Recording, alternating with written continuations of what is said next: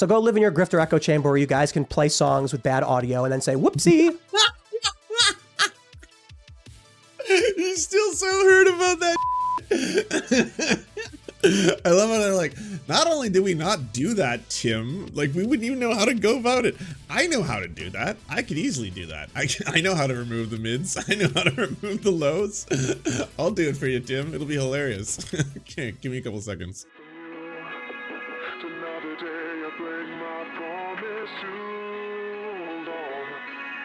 What's my abortion position? I'm not sure. Why? You've not watched any of the 8,000 segments we've done on it? I do know that you called that 10-year-old case a hoax, a political hoax, if you want to political maneuvers around it to change the law was a hoax. Yeah. Sure. So, well, how do you not know my position on abortion? I mean, you watch the show, you watch at any point, you can see the arguments we have. Sorry, I just want to see the data here. So going to Timcast, I typed in universal healthcare. Video of massive woman eating off her belly like a table is why we can't have universal healthcare. James Lindsay argues against universal basic income. Leftist policy would destroy the country. NHLs will deny healthcare to bigots. I guess healthcare isn't a human right after all. Is healthcare a human right? Question mark. The sad reality of government healthcare. States refuses life-saving treatment for child. Team USA paintballer filed for fat shaming COVID-16, but CDC says obesity is an issue. Leftist ideology is eating itself as major liberal strongholds get slammed by coronavirus. It's safe to say I don't think you're in favor of universal care. Not getting strong Medicare for all vibes here. Gotta say, not really feeling it. I don't have a ton of time to watch all you your specifically covered his episode with the Serfs where they talked about it in depth, so it's weird that you don't Well, reiterate your abortion position for me and I'll respond to it. Okay. In what way? I think Roe v. Wade was the right decision. Okay. I think that life should be mandated, should be protected under the Constitution at the federal level, and that it probably does make sense for the Supreme Court to overturn Roe v. Wade, but that means Congress. What's the countdown, do you think, till we get to baby guillotines? How many minutes? Over 5? Maybe 7. I'm going to put my money on 7. Needs to codify it. Okay, but that's not going to happen, and that's because we don't have Well, that's a different question. Because we need 2, 45, 9. So I'm not really interested in process. I'm interested in outcomes as we get back to, again, the differences that we clearly have here. I don't really care who imposes the right to abortion in this country. I just care that we have a right to abortion in this country, and we don't. Well, right. Anymore. Yeah, I think at first when Roe v. Wade was overturned, I thought that it was probably good it would go to legislation because the Supreme Court arbitrarily setting law is probably dangerous. But however, since then, I've looked at it and said it's a 14th Amendment question, the right to life. And, you know, looking back on that now and understanding Roe v. Wade actually was a pretty good decision. I think now at this point, you'd need some kind of codification. I don't know how the Supreme Court's going to go back on it, but that's a political conversation, not a personal perspective on abortion. So my view is pre-viability, it's individual discretion. Post-viability, it's probably going to require some kind of, depending on the circumstances. Where do you draw the line of viability? Can the baby survive on its own? Okay. Well, 90% of abortions happen in the first trimester, which is the first 12 weeks. Yeah. 99% happen in the first 20 weeks. Does that count? Because if so, that's 1 minute. That would have been 1 minute. I mean, he is getting to baby viability, which is getting pretty close to the baby guillotines. I'm going to keep it going, though. The rest that happened, the 1% that you're talking about, which is overrepresented constantly for fear-mongering purposes, is the 1% that happened when the life of the mother is in danger or there's a issue with the fetus. Well, there's no question. So there's no need to parse and draw arbitrary lines, because what that does is it essentially, especially with rape and incest exemptions, which you speak about, it makes it seem like... I'm not in favor of incest exemptions. Okay. Oh, that's sad, the one that we spoke about earlier. Okay. I'm not even speaking about your specific opinion about this. I'm talking generally about the notions of abortion. You can't have rape and incest exemptions because it takes so long to prove those cases that it would completely nullify the need for an abortion, because as the pregnancy is going along, you would be unable to perform the abortion in the time that it takes to prove that kind of stuff. So when that stuff is put into legislation, what it does is it waters down and makes the public seem like, oh, we're not so barbaric. That's why we should not be intervening in what doctors and patients are doing. I want people to be empowered over their own health care. Same thing with trans kids. So you disagree with Roe v. Same Wade thing in with that abortion. Sorry? Do you disagree with Roe v. Wade in that regard? Well, no, I want there to be an abortion. Would you prefer Roe v. Wade stood? Of course. So then you would be against abortion after a certain amount of time. I mean, Roe v. Wade essentially Set the created the viability viability standard, right? So But then you have a 14th Amendment question, whereas no, you would need some kind of government intervention post viability. yeah, I believe that doctors should be able to make these determinations. Oh, it was and a it should hoax. not be. Oh, that's We good. should I'm have a glad right to Jeremy an Renner's abortion alive. broadly, and doctors I can make a think- decision. To be clear, real quick, I think you're in favor of the overturning of Roe v. Wade. No, I'm not, because I But- would but- never but want to look. overturn something to go backwards and then No, bring but it up to listen. the legislature where we have crazies and because of Republican the nut over- jobs in the Senate, sure, listen. and there's a filibuster that doesn't provide us with the Because of- ability to codify it. Because of the overturning of Roe v. Wade, you now have states like Colorado removing restrictions. No. This isn't accurate. So Roe versus Wade protected at a constitutional level up to the second trimester for elective abortions, and then Correct. afterwards it was up to the states. So like, Okay, so it's even. It's so not even, like they right. Colorado could have extended this prior to. In fact, Andrew Cuomo Okay, I stand corrected. did this before. So like, just to clarify that. Okay, never mind. I stand corrected. I thought that it was because I remember reading. What was the guy's name? He wrote about 14th Amendment kicks in upon viability, and then you have a constitutional right to life and all of these things, and there's questions Now, around that. Colorado may have passed that law in response to Roe versus Wade, but they weren't prohibited from doing so before. It's because Roe versus Wade says at this point, the states have no Interesting. issue. It's a constitutional issue. And then in the third trimester, which is why Roe versus Wade constitutionally is a ridiculous decision, they're like, it's a states' rights issue. Because, you know, the Constitution obviously delegates the trimesters in the 57th Amendment somewhere. And again, Tim, like the reality is I don't like, you know, you've been perfectly nice to me here. I don't really care about you personally. I care when you say things that are harmful and Like what? wrong, like the hoax statement about That wasn't wrong. That was an opinion. It was wrong. It's It not, was though. completely factually inaccurate. It's not factually accurate. You called it a hoax because you know that your audience is going to feed into it, and then you parse it later so you have plausible Well, that's your opinion, deniability about it. But specifically, what I said was, Yeah. and we talk about it in depth. I think the issue is just you don't watch the show. To be fair, I don't watch Majority Report. But if like I'm not gonna come out here and be like, you said this one time, this one thing. I've not watched the show, so I don't know exactly what you're talking about. But I said, yeah, the idea that you would take a tragic circumstance like this and then create a political story, put it out to the He gets burnt out after a certain point because like it's not the normal show, right? The majority of Tim Pool's guests, it's just a rotating carousel of fucking you know, safe space. Everyone's ideas are pretty much lining up. What is it? White supremacy, fucking what kind of weird fascist shit are we going to talk about today? super PACs to try and change laws. That's a hoax. Yeah. Well, okay. Yeah. How about the fact that you called the grooming event. shooter in the neo-Nazi Texas shooter who watched your program, you called that a false flag? And Because you don't even know anything about that story. I do. It was four clips of the episode, and you can see in the images he wasn't even subscribed to the channel. Yeah, but he watched your show. No, he he's- didn't. He watched one guy. Yeah, have you ever? No, multiple episodes. Wow, you're lying. This one's a bad one too. Yeah, no. It wasn't just Nick Fuentes. There was other guests that he watched, and he's not a subscriber to the channel. That's the go-to here, not the fact that he was actually literally watching your show.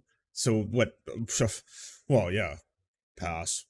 On that, whatever account he had logged on to watch the show in that given day, in that given time, because it didn't say subscribe, you know, you gotta hit the subscribe button. Went to those time codes. He was highlighting specific, and I won't name the guest from the guest. But like, he I've did seen watch that. your show. Like this is So like you're saying a he watched an nasty episode? smear. Sure, but do you Multiple episodes. understand Oh, come why? on. And he posted That about one. Who was that one guy who why watched do you Majority think- Report and then commented on what Sam did? Why do you think that? But no, this was a neo-Nazi. Why do you think your content appeals to neo-Nazis? Are you kidding me right now? No, I'm just wondering why you think that. Have you Okay, ever? I'm gonna do something I don't normally do, but that was an egregious, over the line statement where I don't.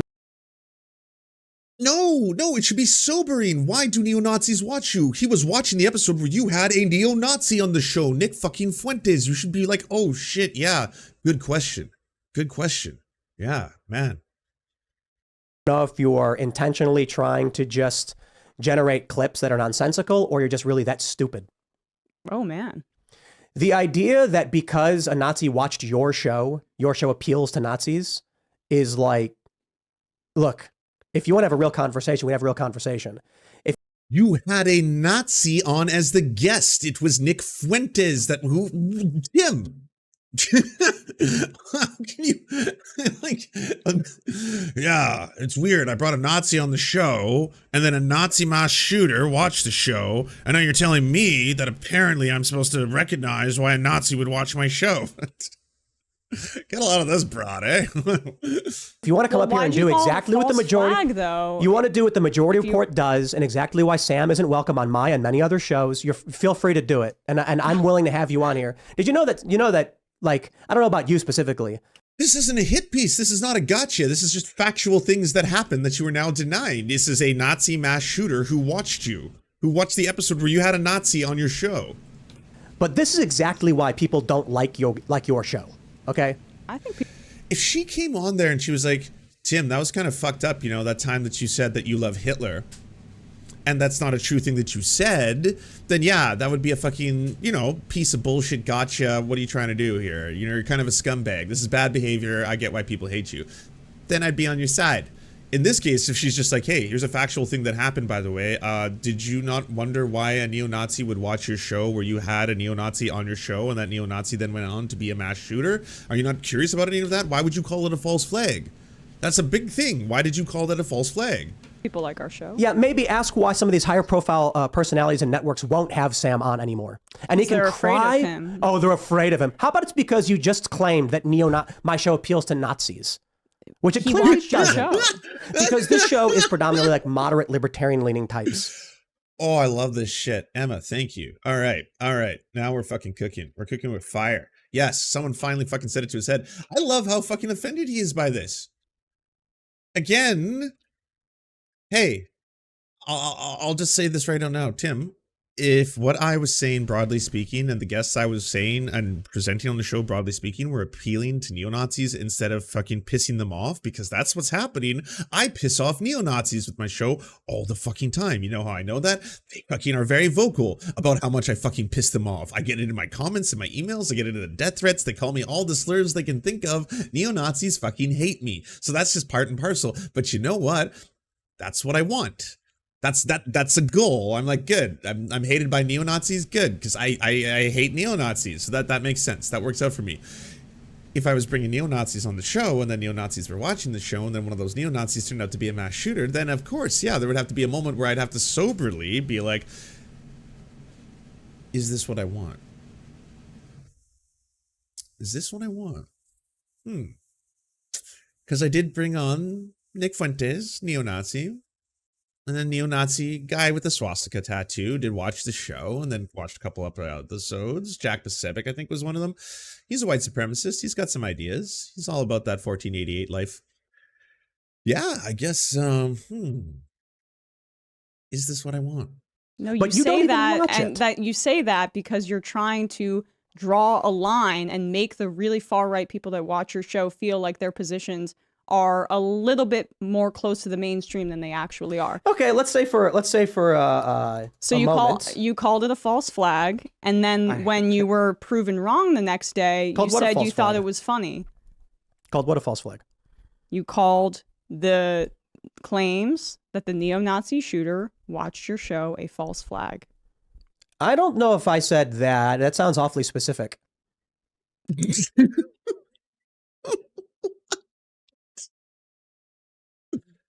Oh no. Yeah, so he's like he's Andrew Tate tier. This is Andrew Tate. We saw that BBC interview with Andrew Tate the other day. Andrew Tate just 100% doesn't live in reality and just denies everything now. It's just like, so you specifically said the following words. He's like, no, I didn't. No, I thought I did that. I didn't thought I said that. I didn't thought I said a word. No, I wasn't thought. No, not me. No, this literally came from your website, Andrew. It says right here, Andrew Tate. So yes, it's literally from, it's your own words, in the words of Andrew Tate here, from your website, live, right now. Oh, you thought a lie, do you? I don't have the exact quote in front of me, Tim. But so you don't know what I said? Where did you hear that? Yes, I do. I would listen to you. Did you say something like, it sounds like, I said, it sounds like a psyop to have this profile appear one day after the shooting, where it's got like a bunch of screenshots on it or something? Sure. It really does sound to me like someone told you seem awfully smug. You seem very smug. It's an odd time to be smug.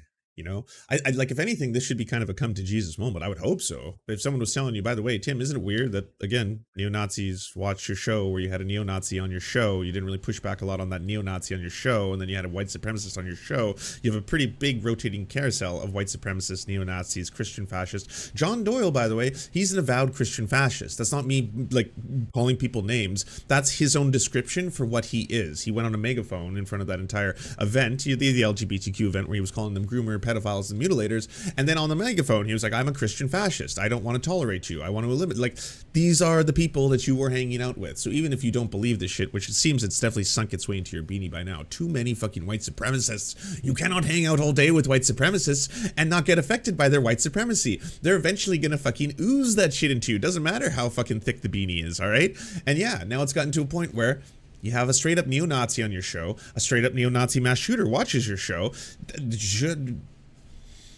Maybe that should be a moment of, wow.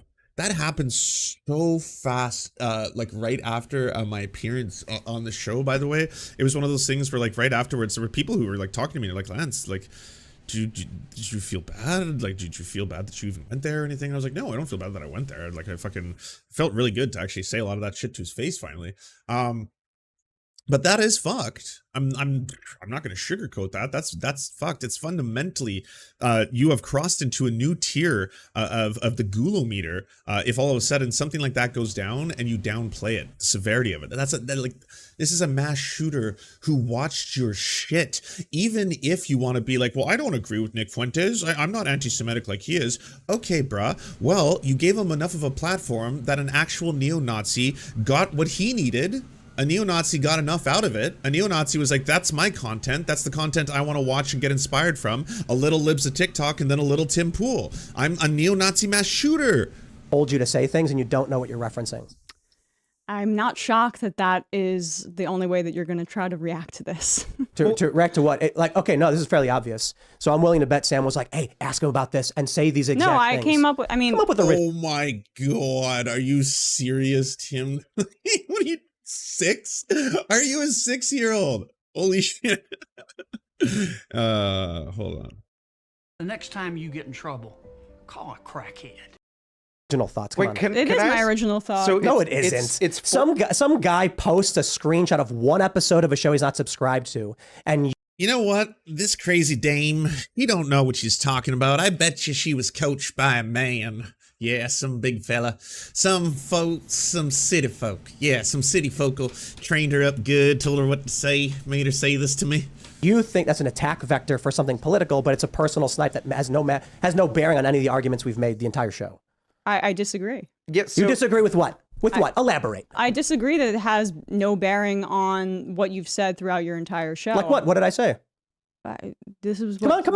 the claim Let's that you hear made. it. Let's hear it. I believe that your program appeals to a right-wing audience, and there's a reason that the neo-Nazi shooter watched your program. And how do you know he watched the program? Because he posted about it. What did he post? Tim, What did 3 he episodes. post? he posted parts of an interview that you did. No, he didn't. You're wrong. he had 4 screenshots on his phone from You the don't same even know what episode. you're talking about, and all you can do is laugh and No, say, it's because you get some specific guy, to obscure some the fact. guy You called it posted a one thing one time, and that's the only argument you have. Did you go to the time codes that were in that episode? Because I did. I ran this down. And one of them was a clip of Elijah Schaefer. And like weirdly for this like neo-Nazi Hispanic shooter, it's Elijah saying that we shouldn't be had a emphasizing swastika race tattoo. specifically. No, he's a neo-Nazi Hispanic shooter. Right, but Tim called it a false flag. Yeah. Oh, you think you're being clever. Oh, cool. Yeah, because non-white people can't uphold white supremacy or be white supremacists. Ah, okay. Yeah, that's never happened before, actually. And then corrected himself the next day and then said he thought it was funny after a mass shooting. I think that I mean, people someone were calling told you him... to say this, and you don't actually know what you're talking about. I can't believe this is the play you're going with. Honestly, Tim, yeah, I don't want to be the first one to explain this to you, but maybe I gotta say this. Women can have independent thoughts. I know. No, they're their own people. They can do their own things. They can have creative ideas. They can even write books. It's wild. They can do poetry. They can sing. They can make movies. They can dance. No one has to be responsible for this outside of Emma. What is that? I feel like you were told to do this. Yeah, no. This is too brazen. Too brazen for a woman. Woman wouldn't do this. No, this has a guy written all over it. No, this fucking. I can smell Sam. This has to be Sam. It's the only thing that explains it. I think that No one would call me out. No one. No woman would call me out. That's right. it's not shocking that you think that based on my gender. Okay, you're not saying anything anymore. Thank you. Yes, I'm glad. Okay, it's not just me. But like I screen grab because I do YouTube clips, so I will screen grab a time code so I know where to go later. So like when I saw that, I knew, or I had a feeling, because obviously he's dead. So 3 guests: Nick Fuentes, Jack Basebic, Elijah Schaefer. Neo-Nazi, white supremacist, also got racist and sexual harasser potentially. He may have groped the breasts of a coworker. That's why he got fired from the Blaze. Allegedly. Not great people, all assholes. If you were a neo-Nazi and you were looking for content in order to reaffirm your neo-Nazi beliefs, sure, there's a lot of places you turn. Those 3, I put them pretty high on the list. Pretty high on the list of public figures who espouse the beliefs that will align and please a neo-Nazi. Like, do you think it's a gotcha? Because it's like, well, there wasn't subscribe. He hadn't hit subscribe. Oh, those are the time codes aren't as bad as the totality of the episode. So only like he only listened to 2 seconds of each episode. That's they're just pictures. They're screenshots. He was just looking at he likes shapes, colors. or was he captured or was he killed? I think he was killed. Yeah, so he's dead, so he can't tell us. But like, I think people screenshot, because this is why I do it, and you can find them in my phone, moments in things so that they can go back and reference that clip. And I ran down both of those time codes. Neither look, one. I get it, but look, man, this is the majority report. It is a nasty smear. Like, you're doing it on purpose without running. Why is it? This is not a smear. Do you know what a smear is? What the fuck is wrong with all these people? You babies, these 2 little fucking boys. They're both just like, oh, but you're being mean to me. These are the naughty words. I don't like what's happening right now. Why is she saying all the bad? Like, what the fuck? I sat there for almost fucking 2 straight hours while Tim called me everything from a groomer, a pedophile, a groomer enabler, a cult member. It was nonstop. Someone who wanted like the mutilation of children, someone who wanted to genocide people, someone who was like looking to euthanize people with disabilities. Like it was nonstop, and never once was I like, ha, you're caca. I like, not once, not one time. I just sat there and I'm like, you know what? I'm just gonna get here and just gonna spit the information that I have, this facts and stuff. Emma is saying a thing that is based in reality that happened.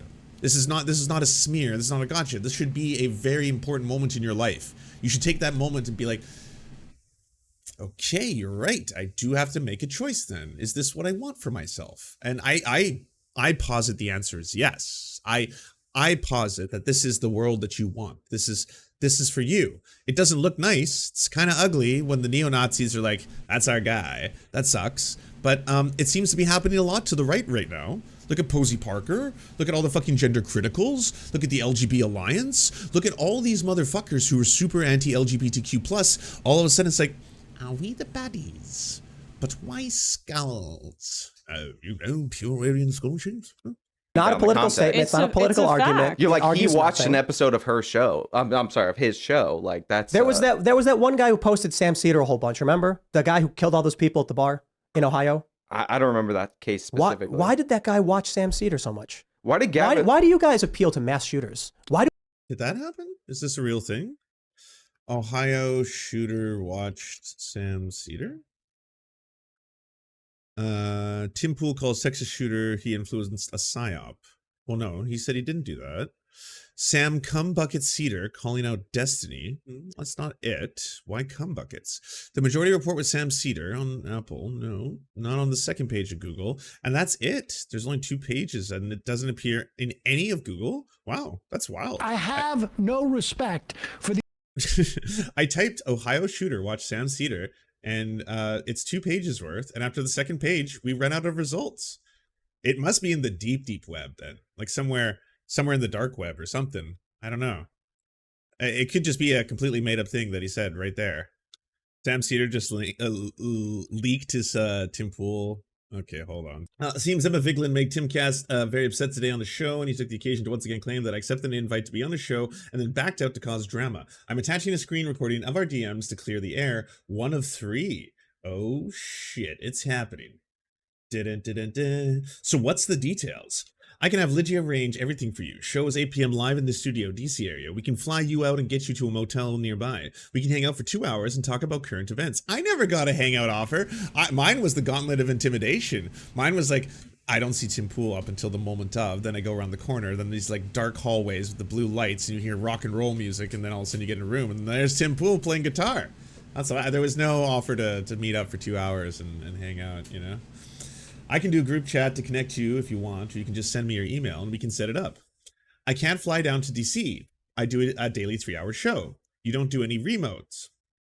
We set the show up back in January for in-person only. We don't have a way to connect to everyone to a Skype call or to display it. We've rejected some centrist and right-wing people for the same thing, so I take no issue if it can't be done. We can try to find a time when you're free to travel. But I get it. It's one of the challenges of getting guests. You and Hassan host your own content, so it's probably harder for you, but I appreciate the enthusiasm.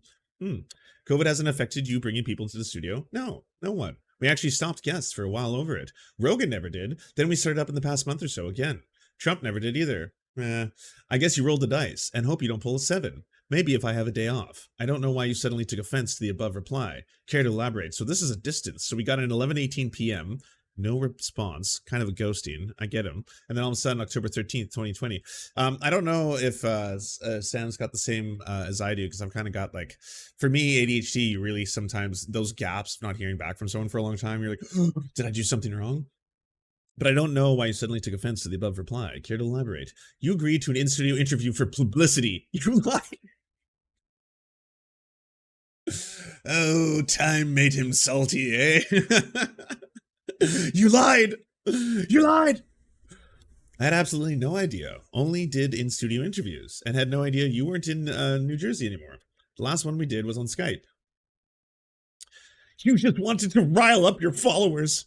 The tweet said in the studio when we covered the travel. You trained me to rile up your followers, then pretended to be serious. And you claimed you were busy and then claimed it was COVID. You're full of shit! I didn't see any travel tweet, dude. How in the world would I have accepted it tonight as a date? And I thought I had to travel from upstate New York, starting at 3 p.m. after my show. I get back here at 8:30 to prep for tomorrow's show. That makes no sense. 8:30 a.m. It's not. Not to mention, I have to do a pre-record after my regular show. A, as far as I remember it, but it wasn't an interview. And B, just because you do one interview in studio, how could I possibly assume that you only do them in studio? The entire channel you pulled is from a live studio show. You have like 10 channels. No offense, but I don't follow what show you have. My producers pull clips, and I don't even know if they know. You're lying! I can't believe this. Dude! You're lying! You directly criticize my opinions! So either you lie on your show or you're lying now. Yes, I directly criticize your opinions. That's why I'm interested in having a conversation with you. But you don't watch my content! It's the same thing! It's the same thing all over again. But you don't watch my content! You're just making shit up! Okay, yo, Sam, my friend, you did a service. Okay, hey, hold on. This is one of those things where Sam Seder was being so gentle. This was a gentleman's like play. This is so deeply embarrassing for Tim that obviously Sam was sitting on something special here, okay? Sam was sitting on a very funny back and forth. But as a very nice guy, he didn't leak the DMs. Tim, why did you pull his hand? I watched the clips that my producers pull. I've plenty of your clips over the years. Like the ones about Flint, Michigan. What? The one where I called the Flint water crisis a human rights violation. Or the one where I said we need to end the war and use the budget to fix Flint's water crisis. Wow. It's that like that longing for like, you don't know me, man. Dad, you don't know me. Okay, I say lefty things too sometimes. Flint water crisis was bad. I wasn't pro water crisis. Did I comment on that? Yes. And what did I say? I agree that it's a human rights offense, if not technically, and I'm happy to end war, but we need money to fix it, and doesn't have to be tethered to ending wars. In fact, it makes it less likely we'll fix the problem. Did I say we should fix it? No, you dragged me for not talking about it. Shouldn't? What? That's one of 3 friends. Oh, I hope he keeps releasing them over the course of the day. I can't stream forever. I got to leave at a certain point, but we still have a lot of time. We have a lot of time. I don't know. Oops. Oh God, my finger slipped. I don't know what time the rest are going to be coming out. Are they already? Oh, we already have the second one. Okay, let's see what we see. And yes, the debate is not over. We're only halfway done. Okay, so we were already here. This is all this old news. Shouldn't what? Do you just not research and say random shit to random clips with no research? I don't know what you're referring to. You didn't know what you were commenting on. You never saw my show. And you dragged me for something you claim I didn't talk to you about, but I do all the time. If you don't want to do an interview with me because you're mad at my critique of your show, then fine. Just say that. But you seem to be changing the topic here. You've never seen my show. When was the video when I said you should talk about Flint more? You refused my invitations to trigger your followers, pretending to accept, then privately said, no, you're a liar. I can't believe this is real. I can't. Oh no. Sam was so nice. Tim, he gave you a courtesy. This was a kindness. This was such a kindness. This was a kindness. This was a kindness of a kind man with a kind soul. He did you a kindness. Oh no, you flew too close to the sun with this one. I've seen portions of your Tim, if you, like me, do hours a day, I've not watched every minute you've produced. So you knew it was live studio show with multiple people. Just so you knew. I knew you knew, Dad. Why are you lying? Tim, I never said. By the way, I loves me Sam Seder. Okay, Sam Seder, he's the goat. What is with right wingers losing their minds to him? like obviously, there's people I find unpleasant that I don't like hanging out with, and I don't want to interact with on the right. But if I have to, sure, here we are. You're in the same moment in the same time. It's like, but there's no one I can think of that should they appear, I'd be like, why? Tim, I never suggested in public that you didn't extend an invite. On my show, I explained I couldn't do it because I was in the studio. And you yourself told me that you didn't have guests the whole year. I agreed to an in-studio show. I didn't realize it was in studio, Tim. Which, by the way, based on the receipts that we've seen, he is correct. He originally took the offer and then just wanted to do it via Skype, which also totally reasonable because they do have the equipment to do remote debates. Tim just wants people in the room with him, but they have the technology. They absolutely 100% do. Yeah, I know this because he has done remote conversations with people like Ben Shapiro from the compound. Yeah. The tweet said live in studio with travel covered. Or at least I didn't realize that you didn't do remote. You and I did a remote interview, for God's sake. So you're calling me a liar because a tweet I didn't see said travel covered and is supposed to mean no remote interviews. You responded to the tweet. What are you talking about? So, by the way, just so you know, on full transparency here, I was shown some of these because Tim Pool showed me some of their DMs. Now, these, I don't know if they're the same as their texts. I think, yeah, this is Twitter. So I saw some of this because Tim Pool went off about Sam Seder when I was there. And I was just talking about how he was like a liar and a scumbag and all this kind of shit, and then showing me some of the DMs and being like, blah, blah, blah. And I was like, and that's when I was like, well, I don't get why you won't do in studio, though. I know you can do it because I've seen you do it before, right? And that's when he was like, you don't get this. Don't get this. You responded to the tweet. What are you talking about? The tweet that opened the 13 private studio. Said yes. Someone else went your Twitter account. I wish. Hold on. Let me find it. Beats him to the punch with highlight. This is so sad. No, with highlight. Invitation accepted. How's Monday the 6th? He says, we are booked Monday. The show is live, 8 p.m. in studio. We can cover all travel and accommodation. 13th is open, opening the weekend following. I can do the 13th. He didn't, yeah, I mean, I maybe point Tim there. You do say in studio. Okay, I just saw that. I assumed I could do remote. Tim, I'm hours from an airport here. It would take me half a day to get to where you are in DC. What is the first thing I'm responding to when you DM me? I was surprised that you don't do remote interviews because that's what you did for our last interview. That you claim I'm lying seems really hard to believe. Like, what's the lie? You publicly agreed to a studio show, then privately said you couldn't travel, then publicly tweeted about COVID fears. COVID fears are legit, you know? Look at my DM. I mentioned concern about COVID in our exchange. And end with maybe if I have a day off, so you drag me over fake claims of an airtight studio. Well, yeah, maybe if I get a day off. Maybe. Tim, I do a cartoon for Fox. No one's going into studios. I filed in on MSNBC for Chris Hayes. There were less people in the studio than are in your studio, and it is about 10 times the size. Maybe you shouldn't publicly try to drag me unless you know what you're talking about. Tim, you are so rich and so successful and so unhappy. Like, you got it all, dog, in terms of what capitalism says you're supposed to have, except for the wife, kids, and relationship. But like the rest, you know, you get large selection of people you pay to be your friends and staff, mansion of your own design and creation, skate parks, chickens, stuff like that. I mean, I want to drag you about how irresponsible it is that I would have dragged you for it. The restrictions here are lifted for what we are doing, and we are following all the guidelines. You don't know what you're talking about. I have friends in hospitals in New York. They are preparing for a second wave in about 2 weeks. They just shut down my daughter's school. Like I said, I didn't drag you for what you're doing. I wrote the reason why. I wasn't prepared to put myself at risk. Then maybe you should actually read before agreeing. You cited Rogan. I heard he's testing. Is that true? Are you testing before his show? Are you denying that? When you said no leftists don't want your invitation that you neglected to mention it was because of travel and COVID concerns? I don't believe Rogan is testing anymore. For the appropriate guidelines. We are in fact clear for 50 people in studio. But that's not why the leftists are rejecting. That's why you and Hassan rejected. Vosh is down. This is so deeply sad. Do we not have the third one?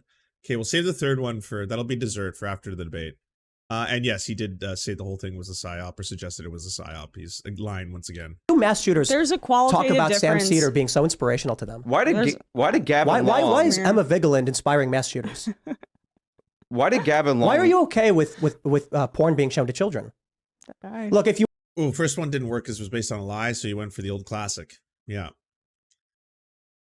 Yeah, so you can tell Tim's big mad at this point. He was big mad at me too. And again, like at a certain point, like I had the same face. Like you can't take a person seriously, right? If someone is like posturing angry and you're just like the stakes are really low, because like I've been intimidated by people in my life. I've been scared shitless by human beings before, especially when they're very, very angry, because I knew I was in danger. But like when it's one of those things where someone is just like, they're so angry, but it's also that's like simultaneously so cartoonish that like, yeah, it creates comedy. Like the human body is going to react in this shape and fashion. It's just natural. if you want to play a game of nonsense statements for political brownie points, feel free to do so. But I'll say it again. Tim, I didn't mean to upset you.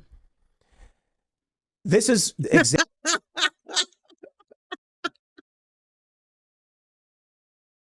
Oh, you know what's funny? And one of the reasons why I really wanted to help orchestrate this. Yes, I take credit for this entire thing. Yes, no, Emma deserves credit for doing fucking fabulously here. Is that I knew at a certain point, all of these men babies, they have such an issue when it comes to women, because yes, they talk about women's issues and they do have women on the show. There are women co-hosts on the show. No question about that. I'm not trying to deny that, but they're consistently trying to reinforce this idea of traditionalism and the traditional family structure, and that we need to bring back, why are there no more families? We need more breeding. We need more kids and mums in the kitchen cooking for them, and wholesomeness, and what the Americana was supposed to be, what I dreamed it could be. Deep down, when they actually encounter intelligent, strong, powerful, articulate women, they are very intimidated by that.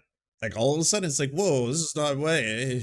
What are you doing? You're acting like a guy, like a dude. Sam Seder made you do this, right? But this is Sam. This is Sam, right? Sam Seder did this. This had Sam Seder put you up to this. I'm pretty sure. Yeah, no, a woman wouldn't do this on her own. Sam's around here, I know. It's just hiding. exactly why Sam is not welcome on my show. But it's not something that I just one day was like, you know what? No, it's because I had serious conversations with networks and other high-profile individuals, and I love. Can you name the high-profile individuals?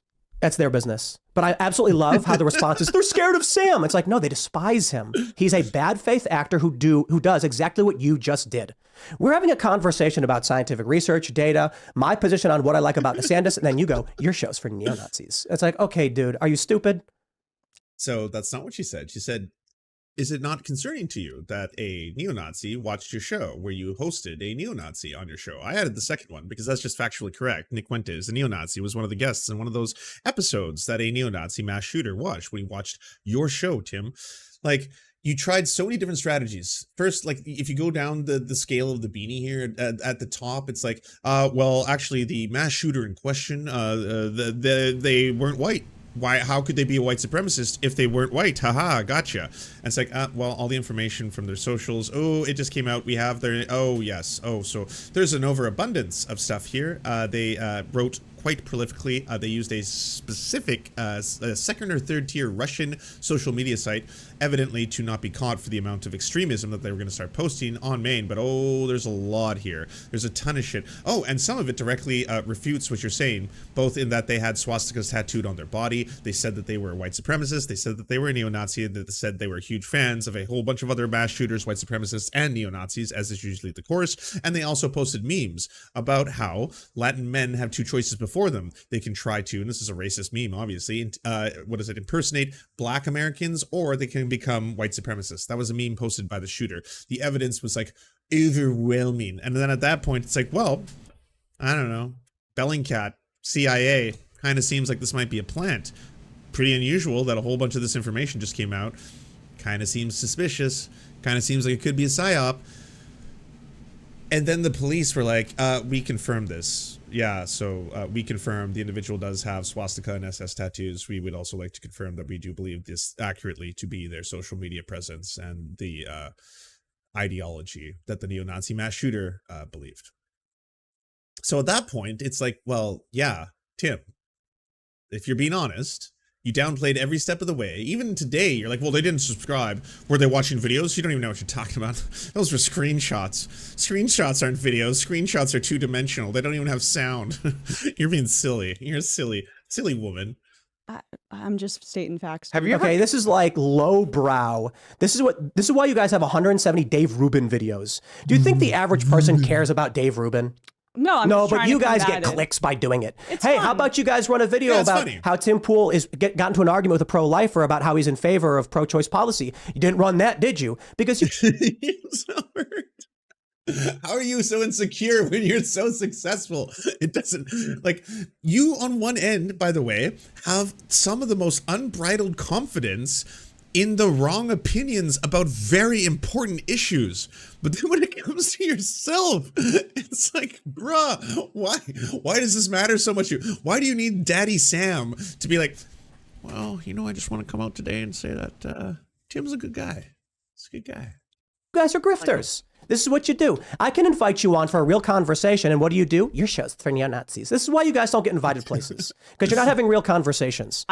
Ooh, no, yeah. What's going on there, Tim? Is that your Emma Vigeland impersonation? Yeah, seems a little sexist. Seems like you're kind of reaching for claws, right? It's kind of weird to be like, yeah, well, yeah, why did you commit so many fucking mass shootings? Why'd you want to give porn to kids?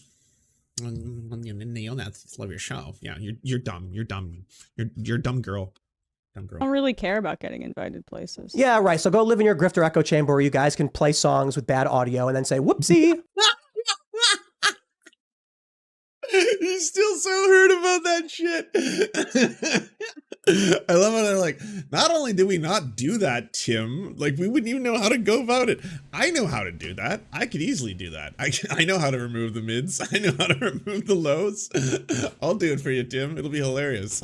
Okay, give me a couple seconds. I'm sorry that audio thing really upset you. Wait, have you ever Well, what heard the upsets me Gavin- is Can when I can talk ask about Ron DeSantis making fake things, Oh, you cut it off to trick HAW people? too. and that's what you guys do. It's kind of like, yeah, We yeah. How do- about that? We do AI I images? love this. When you run audio that sounds bad to make a nonsensical To be honest, I didn't even think that was that big of a gotcha. I didn't know it was going to rattle Tim this much, but like I'd say this is probably like the sweet spot, for like lefties debating Tim Pool. When he gets to that point where he's clearly so angry, rattled, and upset that it's just going to be all personal insults, and like she hasn't been personally insulting him. She hasn't been rude to him or anything.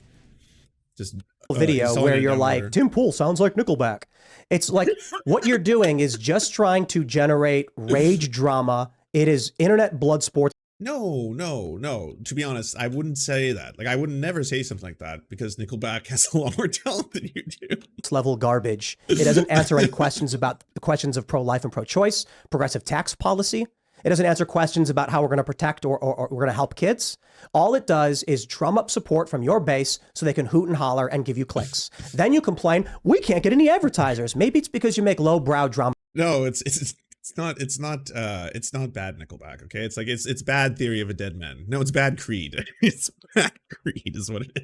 But garbage. No, I mean, the first hour of our program is the one that's free. For and neo-Nazis, you mean? The one where that mass shooter watched Majority Report? Is that what you're talking about? The first. Ooh, damn, Tim, really, really doing a good job of kind of like skirting away from the fact that you seem very, very not upset about this. Yeah, doing a great job.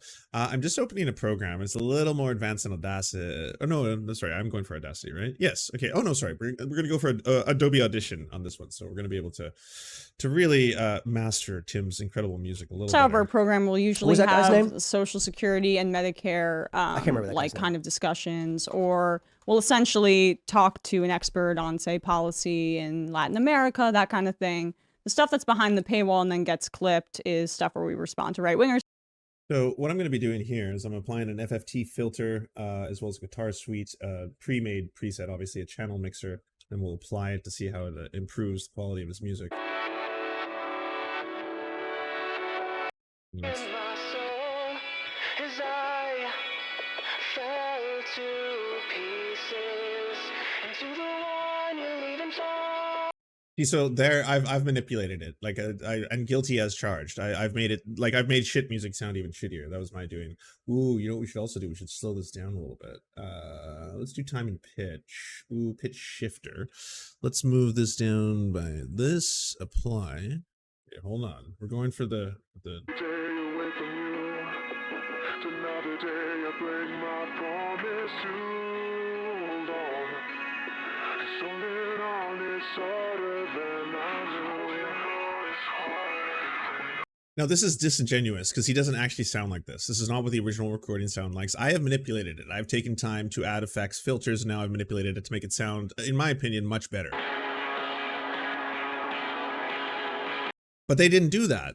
So it's a weird accusation to throw at them. Like they were just making fun of your music for being shitty, and that's okay because like people can make fun of your music for people. Like people make fun of my music for being shitty. People make fun of my fucking shit for being shitty all the time. People who don't like me don't like my content. That's a thing that happens. We want to get into the. He got really mad when I said that he got kicked off of Bob's Burgers. Oh no, that's funny. He was joking, right? He was being sarcastic. I didn't watch the clip. I just know that. Yeah, he was hilarious. He first of all, the creator is one of his best friends. Sam's like. I don't know. Sam came to me and said he was upset that they kicked him up. They were removing his role from the show. I think he was joking. But used to be at TYT, and Gavin Long, who was the God, what is Baton Rouge happening? shooter, watched, reposted, and did reactions to Young Turks videos. A lot of them were straight misinformation. There was one in particular where they were going after a cop who slammed a woman, which, by the way, the cop acted inappropriately, but they wildly speculated how that it nice was a of black you. woman. It turned out to be a white woman. And there was a call in the video of like, what do you do if you see a pregnant black woman being assaulted by a cop? Gavin Long said he's going to step up. You can watch these videos; they're available online. And he shot four cops. I mean, that Irishman, wasn't- thank that you very wasn't much my for those. comment. I didn't say, subscription. no, Mr. hold on. I Shaw, didn't say it was thank your you. commentary, but you're saying screenshots on this guy's phone. Big problem. I got to bring it up right here. But have you ever covered at all what inspired Gavin Long? Because He killed 4 police officers. Yeah, I mean, I don't. That wasn't my coverage, so I don't know. I was based in What New about York. the guy in Dallas? Remember him? That was a different shooter. Sam, No, I know. I'm sorry. I Right. really didn't mean to trigger you. I'm sorry. No, I'm just curious where your standards are. Like, have you gone Look at after this. the She's host on the Young Turks for clip that one? harvesting, clip farming. Is that what you're doing? I don't know what you mean. Okay, your demeanor changes before the show to all of a sudden now you're going, what do you mean? I'm so sorry I triggered you. Oh, geez. Well, I mean, get it. You guys I'm are going to just- make clips. I'm You trying guys to are do- lowbrow grifter drama garbage. I'm trying to You wanna just talk speak about in the a merits of calming policy? tone, so maybe that it calms you down a little bit. You want to talk about policy or do you want to just insult people? I would love to talk about policy. So continue, Sean. Yeah, so if screenshots, which are of clips that weren't even him speaking, is Tim Pool inspiring the shooter, then how come you've like never done this commentary at a place you used to work at of direct inspiration? Like he saw a clip, cuts to himself saying, I'm going to step up because I'm the real one. I've Like, never heard of this. So oh, Why that's not? interesting that you never heard of Well, that. so it happened. Why do you think it is that your former program appealed to mass shooters so much? I cover right-wingers, and I know that right-wing terrorism in this country dwarfs any kind of left-wing terrorism by like a 9-to-1 figure. What does that do I with what I might be just asked? underestimating because I cover the real threat in this country, which is right-wing terrorism. Sure. So I'll ask again, I guess. Like, why do you think it is this mass shooter was inspired by your former program? I would have to look into it to make a smarter Do you feel comment bad on that he it. was inspired directly and admitted he was? Sure. I mean, it's not. Do you take It responsibility? wasn't even my program. I worked there, but yeah. So you were providing material support. Wow. You see, I don't know you if see- she was you- there at the time, no, to be look. fair to you. I Like, don't think I was. But yeah. I will say, it is interesting because the Young Turks did cover this shooting. And even though, again, reacted specifically to Young Turks videos covering the cops very poorly, propaganda inspired him to commit this violence, in my opinion. If you want to talk about the Young Turks, hold on. you should talk to them. I mean, would yeah. love to at some point in my life. But so he does this, but the Young Turks coverage of it called him just a sovereign citizen. So this Yeah. would be categorized as that right-wing terrorism, This even is- though this- he this was is the thing, right? inspired by a left-wing news organization, Let's- specifically left-wing I'll do figures. a semi segue, and I'll talk about what irks me is like the Burisma scandal, for instance. Any kind of reasonable assessment over the story pre Hunter Biden anything is pretty shocking, but it's not something you see in any of these quote unquote left wing media sources for like no reason. I think the best example is it is so omitted from the narrative that when we had Hunter Avalon on the show, he didn't even believe that Joe Biden admitted to engaging in the quid pro quo, and so I played the video for him. So what's troublesome is. What are you talking about? He's talking about the fire the prosecutor clip from Joe Biden, specifically. If you, But I'm remember not that. surprised you're not familiar with it, right? It doesn't exist in the left's mean- echo chamber. Well, it's funny. You call it the leftist echo chamber. I mean, I am a consumer of leftist news sources, but also I read right-wing ones just to check in on it. Centrist news organizations. I think this is a very, very specific echo chamber that I can't speak to. The Burisma thing, I look, I'm not going to defend Joe Biden. I mean, I'm a leftist. I'm to the left of Joe Biden. But this Hell yeah. story, I mean, it's pretty much a nothing burger. The Durham investigation essentially had, we're or not not the talking about Durham, sorry, I misspoke. The investigation being done in the House right now is like looking into the whistleblower who's suspiciously gone missing, and they have an FBI tip for 17 different calls between Hunter Biden and this oligarch. That's weird. It's all completely gobbledygook made up. But at the same time, Why are you defending Joe Biden like that? Like, why not just say, How is she defending Joe Biden? It's kind of like, hey, by the way, I'm not a fan of Joe Biden, but what you're saying is factually incorrect. Here's the facts. yeah, sure. well, let's screw that guy. I'd love to criticize him on things that I think are actually real, like the fact that he's continued Trump's border policy and ramped it up, honestly, with Title 42, where Wouldn't you rather have- he did sunset that because it was a part of the emergency and during COVID, Trump- but he's largely continued militarism around the border. Other if things Trump like is the that. nominee, do you think he'll win? No, I don't, but I think he will be the nominee. So wouldn't you rather have, say, Bernie Sanders as the candidate for the Democrats? Of course. So isn't it in your interest then to say, by all means, investigate Joe Biden? If he's corrupt, get rid of him. Well, I don't think, sure, you can do an investigation. Everything that's come out so far seems like it's bullshit, but I would rather criticize him on things I find more substantive. Like, so I can tell you definitively and factually, it's not BS. I mean, certainly there are political elements of it, but I mean, Joe Biden, this is what I was talking about with Hunter Avalon. Like, Joe Biden's literally on camera saying that he threatened to withhold congressionally approved loan guarantees unless they fired Victor Shokin. Victor Shokin signed a sworn affidavit saying this was intentionally to protect Burisma from No, this was investigations. stated U.S. policy to fire Shokin. This was not a quid pro quo outside of the Joe United Biden States. said, if you don't fire the prosecutor, you're not getting the loan guarantees. That is illegal. Okay. That the vice president has not the authority to withhold loan guarantees from a foreign nation that have been approved by Congress. It was not because they were investigating Burisma. It was because of European policy. Well, from- intent is from- immaterial. But you're claiming it's a quid pro quo. It is a quid pro quo for Joe Biden to literally say on camera, which he did, fire the prosecutor no, or you're it's not getting the not, loans. though. No, it's not. It's actually This is weird. No, you're no, defending him. I mean, it is. He might. So the president might have the discretion to not do that, and Obama might have said, Well, they "You impeached Trump for the same thing." You represent me in that regard." So it's illegal for him to do that for the investigation. But like you guys are off into like a different point. The point you were making originally was that Hunter had never seen this clip, but you've seen the clip that they're referencing, right? Because he was making an echo she didn't. chamber I've point. read about it, but I read. Do you know the Gazprom clip. That's very interesting because that clip was you familiar- plastered all over. No, Are you familiar with Gazprom? I mostly my workflow is I read like 50 pages of news before the show every day. Look, honest question. Like, are you familiar with Gazprom? No, Are you familiar with the Qatar-Turkey pipeline? sorry. The Qatar-Turkey pipeline. Oh yeah, yeah, You are. yeah. I've heard about it. Okay. Are you familiar with like U.S. Intelligence policy 2009 Syria and how this relates to Gazprom and Burisma and all this stuff? Vaguely. I don't understand how, if you have an understanding of that, you would just be like, all of that's true, but the Joe Biden stuff's not true, because it doesn't make any sense as to why you would defend Joe Biden in that way. I just think the investigation's largely BS. I'm not defending Joe Biden. What? No, but I mean, look like, into the investigation. If they if want we- to do if some we sort of know- special counsel investigation outside of the political process where it's not a Republican witch hunt, I'm all for that. but here's what I'm trying to understand. You think that the quid pro quo is not illegal. You think It's not. that It was stated European policy by the government. you, And so, you're connecting it and saying it's a quid pro quo based on a variety of different assumptions that have not been able to be proven yet in the midst of the investigation in, well, in the House. this I can't understand, right? When Donald Trump called Ukraine, it was called a quid pro quo, whether it was U.S. policy or not. It was. The president sets the policy.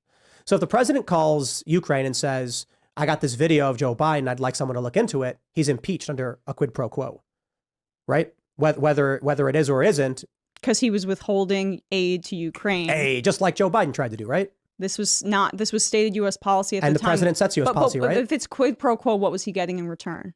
Joe Biden, Yes. he said fire the prosecutor. The No. prosecutor had 12 to 14 Presumably, it would be the prosecutor that was investigating Burisma, but I do want What was Biden getting in return? Right. Okay. So I'll tell you. First, the Viktor Shokin had about a dozen plus open investigations into Mykola Zlochevsky, the founder of Burisma, and I believe into Burisma as an ancillary factor. But I just want to say real quick, impeachment and doesn't Shokin was not necessarily. investigating Burisma. He was. But He was not. Yep. He Yeah, okay, no, he dude. Look, was. if you don't know about this, just don't say no. I can tell you definitively, he was. It was a huge. It's so weird because Tim's been so condescending for the last half of this. Because ever since he's been rattled, I guess that Nazi shit really fucked with him. And then ever since then, it's just kind of been like, well, no, trust. Look, I know. issue. There are a dozen plus investigations open into Viktor Michael Zlochevsky. You're In fact, to the point where misrepresenting it. Zlochevsky fled the country. Zlochevsky fled Ukraine amid these investigations. Upon Shokin's firing, returned to Ukraine. After Donald Trump then says, I want this looked into, Zlochevsky flees again. Okay, but It's what was the weird to me quid that pro you're quo? defending this. What was Biden getting in return? They presumably they would stop investigating Burisma, which is where his that's son not worked it. at. The quid pro quo is fire the prosecutor or I will withhold aid. Okay? You can say it was That's not proven. But she's asking. He No, said it. no. He did say that, but she's saying it's not proven that he did that for personal gain. She's saying, Yes. That doesn't matter. Where's That's the not benefit the for question. Biden? Yes, but that's not illegal. Can I clarify a legal then point Trump's real quick? impeachment was not illegal either because what But was his intent? That's the exact point I want to clarify. Impeachment is not actually a real legitimate criminal process. It is a political process. I understand. This isn't what quid pro quo is. How are we still doing this? What? Yeah, no, this is conspiratorial tier. that. So like him being impeached for this, like doesn't actually say anything to the legality. Trump was not following United States policy. Biden He was. sets the policy. He's the president. Congress does. No, they We don't. have separations of The powers in this president country. sets policy Not for the executive branch. Congress isn't the one making not calls to for foreign not for diplomats. aid.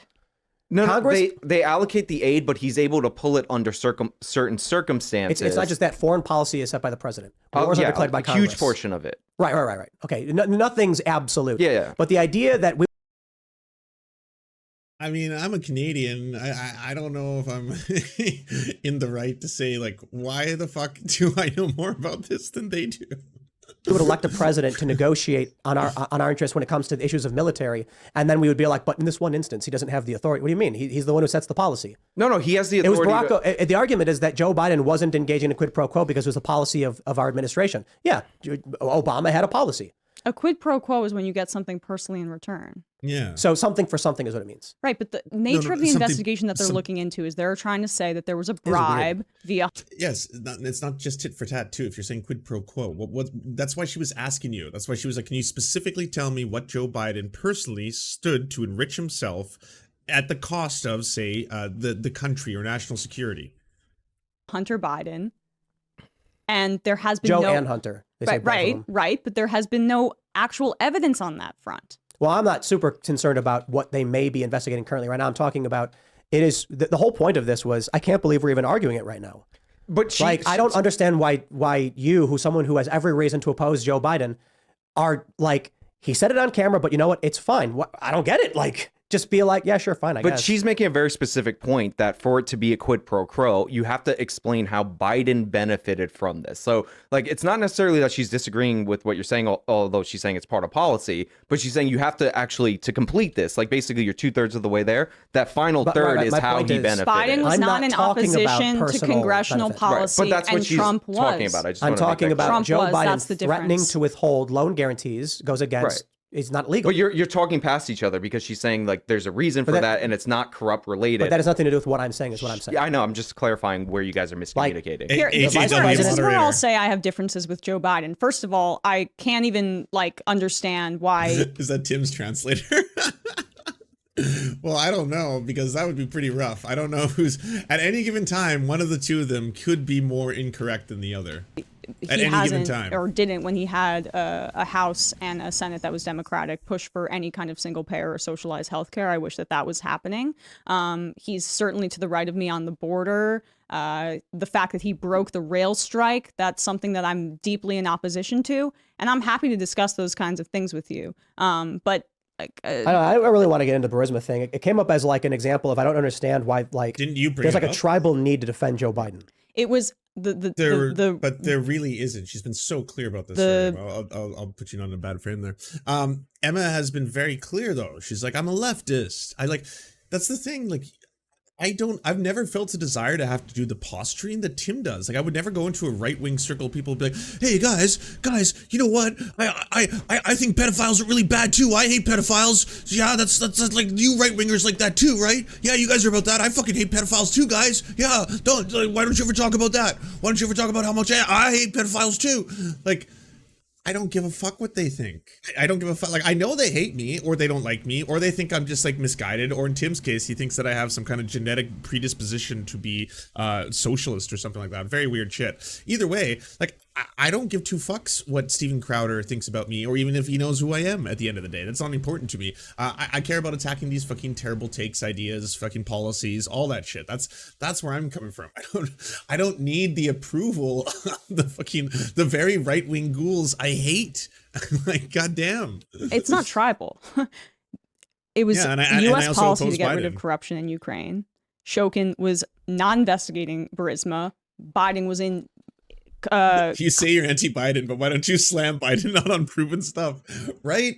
There's so many things we could go after when it comes to Biden. That's not one of them. Really fucked up how Biden kind of followed through on that Trump era policy to make a whole bunch of people, the U.S. military themselves withdraw from Afghanistan, furthering the very idea of, lowering U.S. imperialism globally. No, that's a good thing. I think it's probably a good thing that both Trump initiated that process and Biden followed through, and that, yes, that the U.S. should not be fucking militarily controlling other countries. It's expensive, disastrous, and has not had really good outcomes for anybody. Concert, he was continuing U.S. policy. Trump was in opposition to it. That is the difference in the hypocrisy that you're trying to highlight here. You guys are gonna go in circles on this, but I why have would to you? pull it up, but like, because we covered this a long time ago, I didn't want to do the whole Burisma thing, but my point was simply that, like, You brought it up. having covered this to such extent, it is confusing to me the need to defend the Bidens on this one. I just criticized Biden in a bunch of different but I don't ways. understand why you're saying there was no investigation. Like, you're just making that up. They're in the middle of an investigation. No. right now. Michael Zlochevsky had 12 to 14 open investigations, and Shokin had a dozen plus investigations into Zlochevsky in Burisma. Okay. But I don't know why you're like, no, that's not true. Or like, what? I don't know. It's been a couple of years since we covered this in depth and had all the articles pulled up, to be fair. But yeah, they did. Like, that's not even a question of the facts. Okay. The question is whether or not like they wanted someone else to do it. I guess. feel I kind of delineated why it's different pretty What's different? succinctly. Just Trump was in violation of U.S. policy set by Congress. Biden was not. That is the difference that we're laying out here. And you have been unable to establish how Biden benefits in a quid pro quo from this in any way. well, currently the argument is that well, his son was on the board of Burisma. I mean, so that one's kind of obvious, as was a CIA director. Yeah, I mean, totally. So as a counterterrorism director of the CIA on the board. Yeah. Tim, did you not realize that you're not getting pushback from the left on this one? Like the left isn't like, no, rich, powerful people should be able to do whatever they want. That's always been the leftist take. Hopefully they don't face consequences for their actions because they have the last name Biden. Yeah. This company, and the so-called left is like, but it's fine. Like, what is going on? I don't understand opposite, how actually. the here, left Tim, became pro-war, pro-med. No, see, you have this weird version. You've got like a little like left straw man in your head right now, but no, that's not what's being said at all. It's not. It's like, I do not support Joe Biden. I support Joe Biden over Donald Trump. Yes, I would pick Biden over a fascist probably, but yeah, it doesn't mean I'm a fan. Pro big pharma, like government should be able to give multi-billion-dollar. Yeah, notoriously pro big pharma, the left. You mean just agreeing with basic science that vaccines are safe, effective, and a really good way to, curb population death? Yes, insofar as that, yeah, I agree. I would also like to nationalize big pharma. I don't like the unfucking bridled profits of big pharma. I don't like that big pharma puts more money into advertising than they do into R&D. That's fucked up. Big pharma's fucked up. Hate big pharma. Oh yeah, shit. Yeah. So what are we talking about here? There ain't no leftist supporting big pharma. If you think that just telling people yes, trust the science, trust scientists is somehow supporting monstrously huge multinational corporations, then I don't know what kind of conversation we can have, right?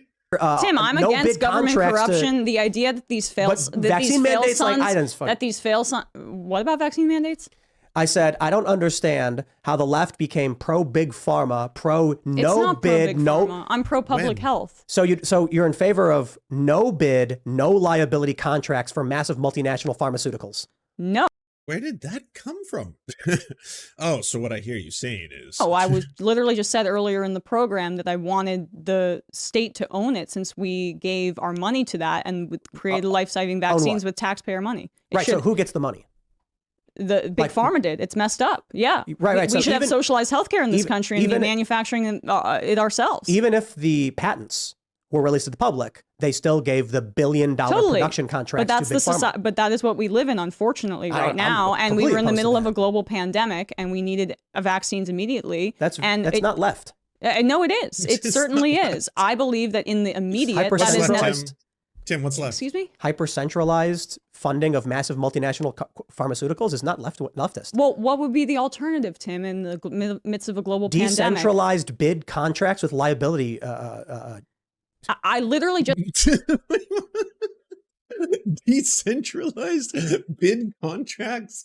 What fucking ANCAP nightmare fuel do I hear before me? Like, what is powered by the blockchain? Yes. said earlier in the program that I was in favor and much closer. First, also, I'm surprised you're saying this because didn't you say that you were more close to Trump on vaccine policy? This is Trump's vaccine policy. No, you were Oh, talking wow. about that. Okay, I am closer to him than that. Yeah. On that. I believe that when we I said did something like, oh, yeah. give investment into these companies, yes, they were going to make some sort of windfall, but then the vaccines themselves should be owned by the public since it was our money that was given into it. That's the practical realities of what we have to deal with today Yes. in a for-profit healthcare system. But what would Thanos do? I'm hoping that we transition away Can we from get that Thanos and that on we this? have socialized healthcare. So none of the things that you're talking about have to happen anymore. I don't think you need to give no bid, no liability contracts to massive pharmaceuticals to do what needed to be done.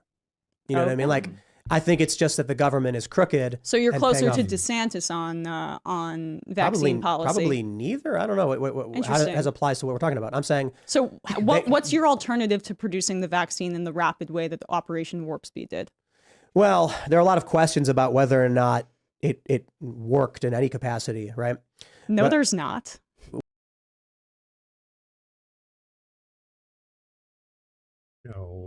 No, Tim. Not just the United States. This is globally, by the way. We're talking about billions of doses of vaccines that have been given out to millions and millions and millions and millions of human beings. Yeah, I'm sorry. At this point, if it was completely ineffective, if it was turning people to goo, if it turned human beings into fucking mulch, yeah, we would know. Instead, we got exactly, and it's pretty nuts how predictive a lot of the science behind this was, where it's like, hey, by the way, there's going to be complications like there is for any kind of medication. And when you give to medications to large scales of people, we're talking on a scale of planetary, then there is going to be a replication of what we consider to be complications. They are small. And hey, the reward outweighs the risks overwhelmingly in this. And then, hey, we're going to have some data afterwards. We can look at it. Does it reduce hospitalization, symptoms, death? Yes, up to these percentages. And then we'll see these reflected in the populations who take it and don't take it. Look, it's exactly as we were saying. Yeah, thank you. Thanks, scientists. Honestly, you workers, you crushed it, you know? Company, not all great. You know, I'm not a huge fan of the companies themselves, but hey, you scientists, you fucking rock that shit. Good on you. What do you mean? The vaccines were highly effective What does that mean? originally at preventing death. Then, of course, there were different variants and disease continued to No, spread. I'm saying, like, but vaccines was were the immensely initial... effective in preventing death, the mRNA vaccines. Right. Well, not so the Johnson what I mean more Johnson so one. is like the Operation Warp Speed was predicated upon preventing the spread, which it didn't do. Right? Sorry? Yeah, Operation Warp Speed was predicated upon... Wasn't just on preventing the spread. A lot of the safety measures that were done, such as social distancing, lockdowns, preventing, washing of hands, which we should have just learned how to do. Why did we learn how to wash our hands during a pandemic? Mask wearing, shit like that. Yes, all of that is very lo-fi methodology in order to slow the spread of a virus. That much is true. In terms of the rapid response to both create and then distribute a vaccine, initially in America and then ideally globally, but then there kind of became a poorer nations are still kind of waiting on some of their stuff. Either way, yeah, that being in place, that is decidedly a policy which once implemented had observable results, which we should look at and replicate. We should be like, okay, that for all the shit that went down during COVID, it is pretty sensationally remarkable that we were not only capable of using and utilizing mRNA technology that we had already developed, and then specifically utilizing that to direct it towards a novel coronavirus with the efficacy that we had, and not to mention the levels of safety, and to then, to put it through multiple trials as rapidly as we did to be able to do it. Like that is actually kind of a marvel how quick we did all that kind of shit, on like... Yes, it did. It helped prevent the spread. It didn't. Yes, it did. It didn't. Well, I mean, part of the issue was that in red states there was no ability to actually... May have prevented death, but I think wasn't it like, oh yeah, there was it no doesn't actually stop mask spread? mandates were immediately done away with in red states. They basically had no social distancing. That was much more of an effect, had much more of an effect on death in this country than like the inefficacy of vaccines. This has been borne out by data after data after data set. And then we have new variations of the vaccines, which have also helped. Yeah, nothing was going to reduce the spread that much. It was like it was already one of the most contagious viruses, and then it mutated to become more contagious. Well, it helped with both transmissions and severity. That's a fact. The mRNA vaccines did. But I don't want to deviate too much. We're talking about and it slowed spread, particularly with the big wild pharmaceuticals. So my issue would be like, instead of having like 3 big companies, I think it was like 4 big companies, just do it, would be to have it decentralized amongst many different producers who are not centralized. And that can be done. We just have to do it. Talking like a prize, like, hey, if you develop this vaccine, whoever does it first, then you get the windfall. Or even like a mandated coordination of production, but not have one company just be like, we're going to give $10 billion to company X. That's insane. Didn't one of these companies refuse the money up front for fear of future ownership of it? You know what I mean? Yeah, was that Moderna or something? I'm sorry, but are you suggesting the private auctioneering of the ability to produce and receive funding for the production of life-saving vaccinations and just seeing the marketplace play out as best it can? No, there needs to be some degree of government oversight over this, like on so many levels. I don't remember which one. I don't know. Anyway, my point was, there's that meme that Elon Musk made where like the left moves further and further left. I think that the left has actually gone right in a weird way. How is preventing death in a global pandemic? Well, like, are you in favor of the war in Ukraine? I'm sorry, what does that mean? I'll rephrase. Do you believe the U.S. should be involved in providing... So this is a very clear and coherent conversation that's taking place right now, eh? Yeah. ...material support to the Ukrainians? I have been in favor of it. Yes, I do think that there are legitimate concerns about the continuation of doing so without brokering a peace and it becoming some sort of proxy for U.S. like war criminals within the United States. But in terms of like the Russian invasion, I am completely opposed and in support of the Ukrainian people. Yeah, it's more a question of like, should we have given, what are we at, like 100 and 200 billion? I don't know, because there's guarantees which have not been delivered, and it's in terms of weapons. So I don't know what's actually been delivered. This is what I don't understand. Like, people I used to know from back during Occupy are like flying Ukrainian flags and being like, we got to support this. Hassan Piker criticized me for saying we shouldn't be involved. And I'm He like, also said the invasion wasn't going to happen for sure, like 100%. Sure. Then it happened the next day. But my position has always been 99% non-intervention. Like, I've not changed at all in that regard. Okay. And the left has become pro-intervention, moving But we're them not. right. But Ukraine is on the defense. They were invaded. This is Also, I mean, you're going to have to, at a certain point, differentiate between different political ideologies, between like the two, you know, it's like, we got those wild lefties and those traditional righties. Those are the two, right? And the left switch. Now the left is the right and the right is the left, and then up is down, and we're all twirling towards freedom. is not the same Want to talk thing. about Kuwait and Iraq and You want to talk about that? I'm in Well, no, favor. I mean, look, we were the equivalent of let's talk Russia about- in the case of Iraq. We invaded under completely false pretenses. We invaded under illegal pretenses. What I'm saying is, like, this just and we proves killed my point. and decimated that country. Hundreds of thousands dead because of the If the US left empire. position was The left is actually pretty divided on support for Ukraine. Well, I mean, see, like, that's why I'm like, it would be easy if Tim was like, well, liberals. And I'd be like, yes, liberals overwhelmingly do support the war in Ukraine, as in supporting a proxy war funded by the U.S. military-industrial complex. That is a decidedly liberal position, as well as a lot of right-wingers. A lot of right-wingers and conservatives in America do as well, okay? That's why Lindsey Graham is traveling over, and then he's just getting the vapors when he gets to meet Zelensky.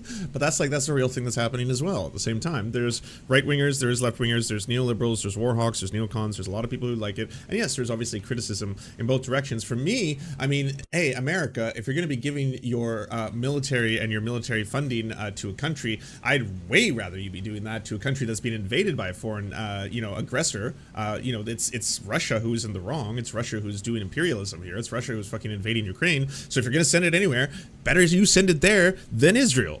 You know, because then you're just doing the exact opposite. And then I'm like, well, you don't really have a leg to stand on here, America. What are you doing? What's going on? It's all right. I'm confused. only opposed to war because of the circumstances of the war, then I would say the left is more pro-war and to the right of me on war.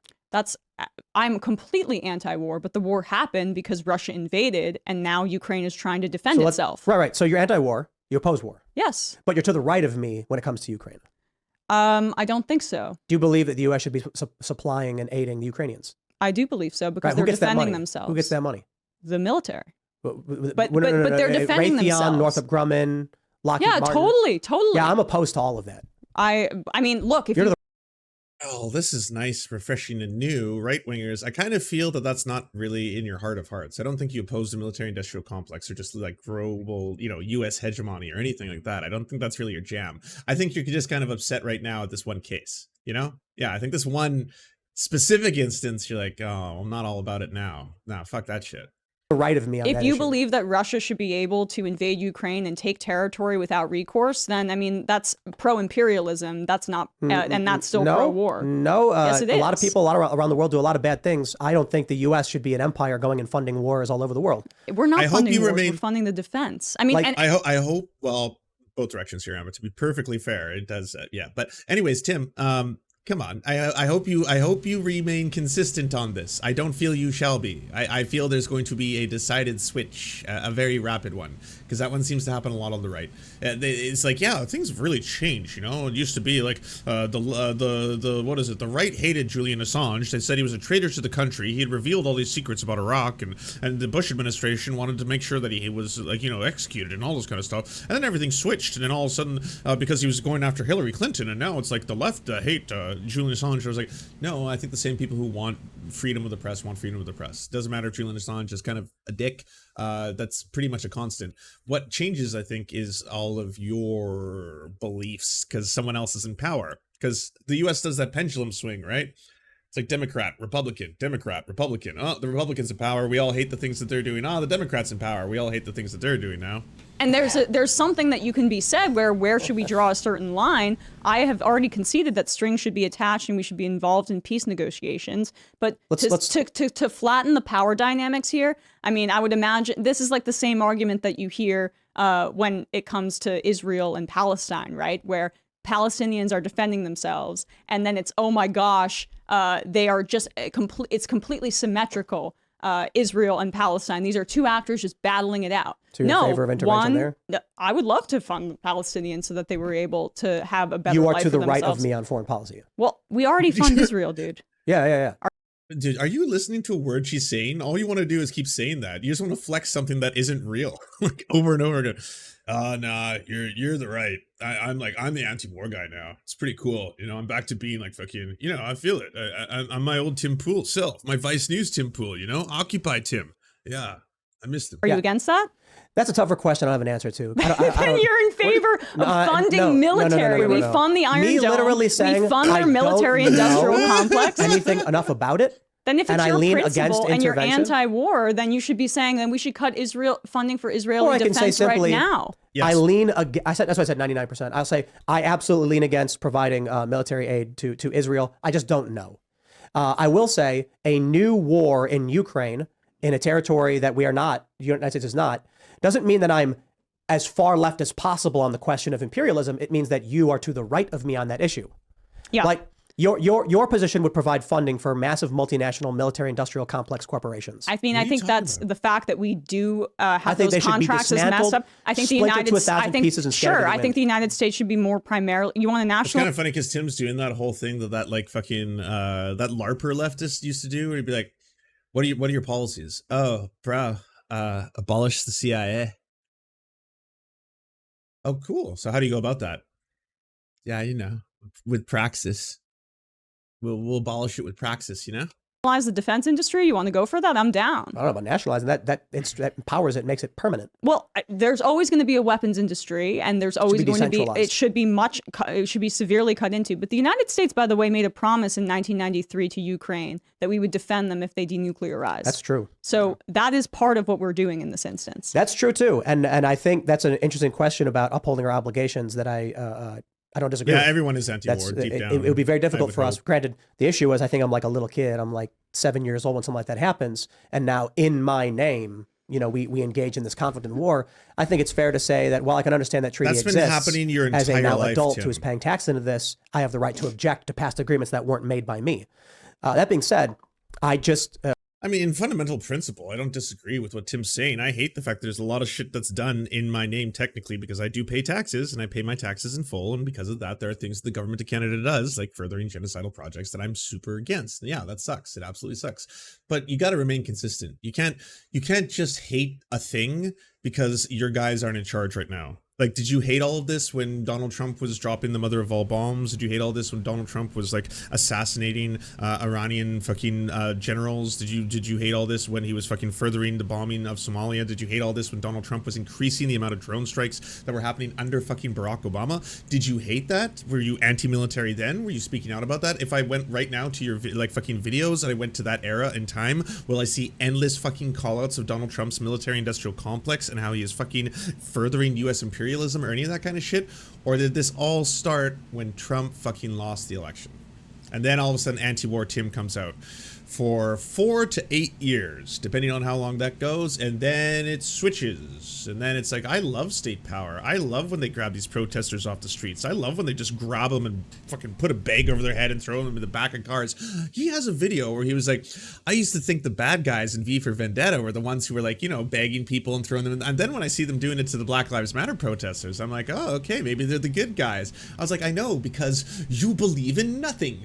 Like, you just love the team sports of it all, and you love telling and making this persona that you aren't about it, even though you clearly have, like, you know, positioned yourself into one corner of the political ideological spectrum and are very famous and profitable there, and yet you are still so desperate for people like Sam Seder to be like, well, you know that I'm for like healthcare and I'm kind of pro-choice, right? Up until like, I don't know, the first day or something. My point on this one was specifically, I see all these Ukrainian flags and profiles. I make a comment in agreement with Assange where I was like, he was right about Mr. Beast. And then I was talking about military intervention and how it's wrong. We're spending $100 billion on this war in Ukraine. We shouldn't be doing it. And then he laughed at me over it. And I'm just like, genuine question. When did it become, or maybe I was always wrong, when I was at like Occupy or doing these like anti-Iraq war protests back in the 2000s, I thought that it was the left position to oppose military expansion, military industrial complex. But today it's inverted. Strangely, it's the Trump supporter saying no war. You keep saying this. She just told you. She's like, I want to cut and divert and take away all funding to Israel. Do you support that? Nah, it's a complicated issue. I don't really know about it.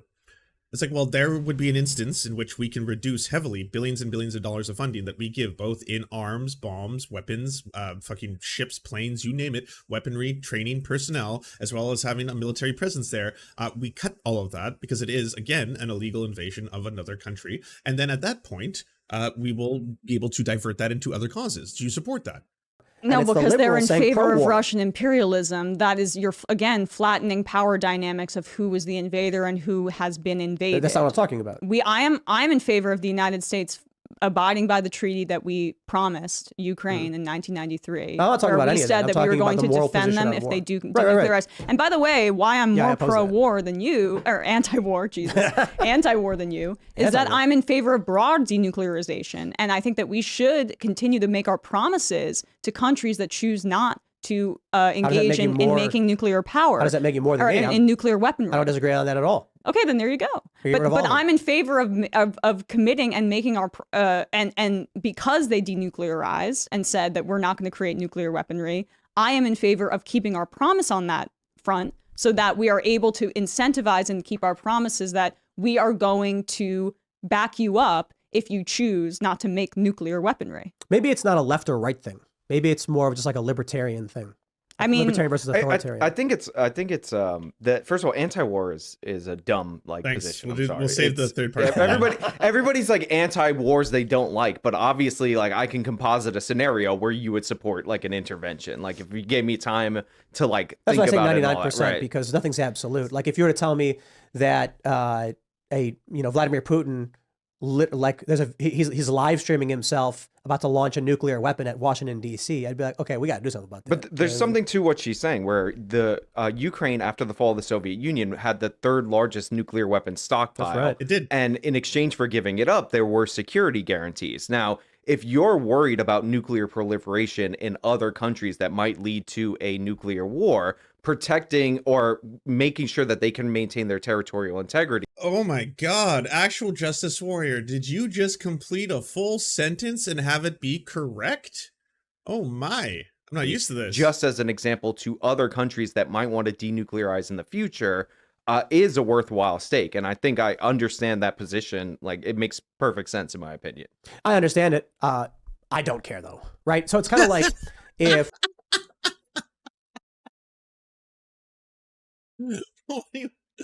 Do you want to live in a world with less nuclear bombs or more nuclear bombs? I want to live in a world with less nuclear bombs, obviously. We have a really scary moment here, and hey, here's a call out to Joe Biden. He is ramping up the production of the nuclear proliferation of the United States in direct fucking, counterance to what the scientific community is begging him to do. They're like, do not do this. Please do not start a nuclear arms race with China or Russia right now. This is not where the human race needs to go. So that's a terrible fucking thing. But like, it actually does make sense if you're getting countries to denuclearize, that you should actually stand up and justify the very benefit to doing that, or at least justify the reason for it, so that if you in the future want to advocate for other countries to denuclear militarize, that could be a reason. if some dude cut a deal with, like, someone in my family cut a deal with someone else, and then Can't believe the 30 news years should be later the they walk up Second and say, Amendment. your dad Yes, it told did. me that if I ever had this problem, you were going to take care of me. I'd be like, I'm not my dad. I'm sorry. Like, governments change, policies change. And the idea that because 30 years ago, someone cut you a promise means that I now have to spend $200 billion defending you.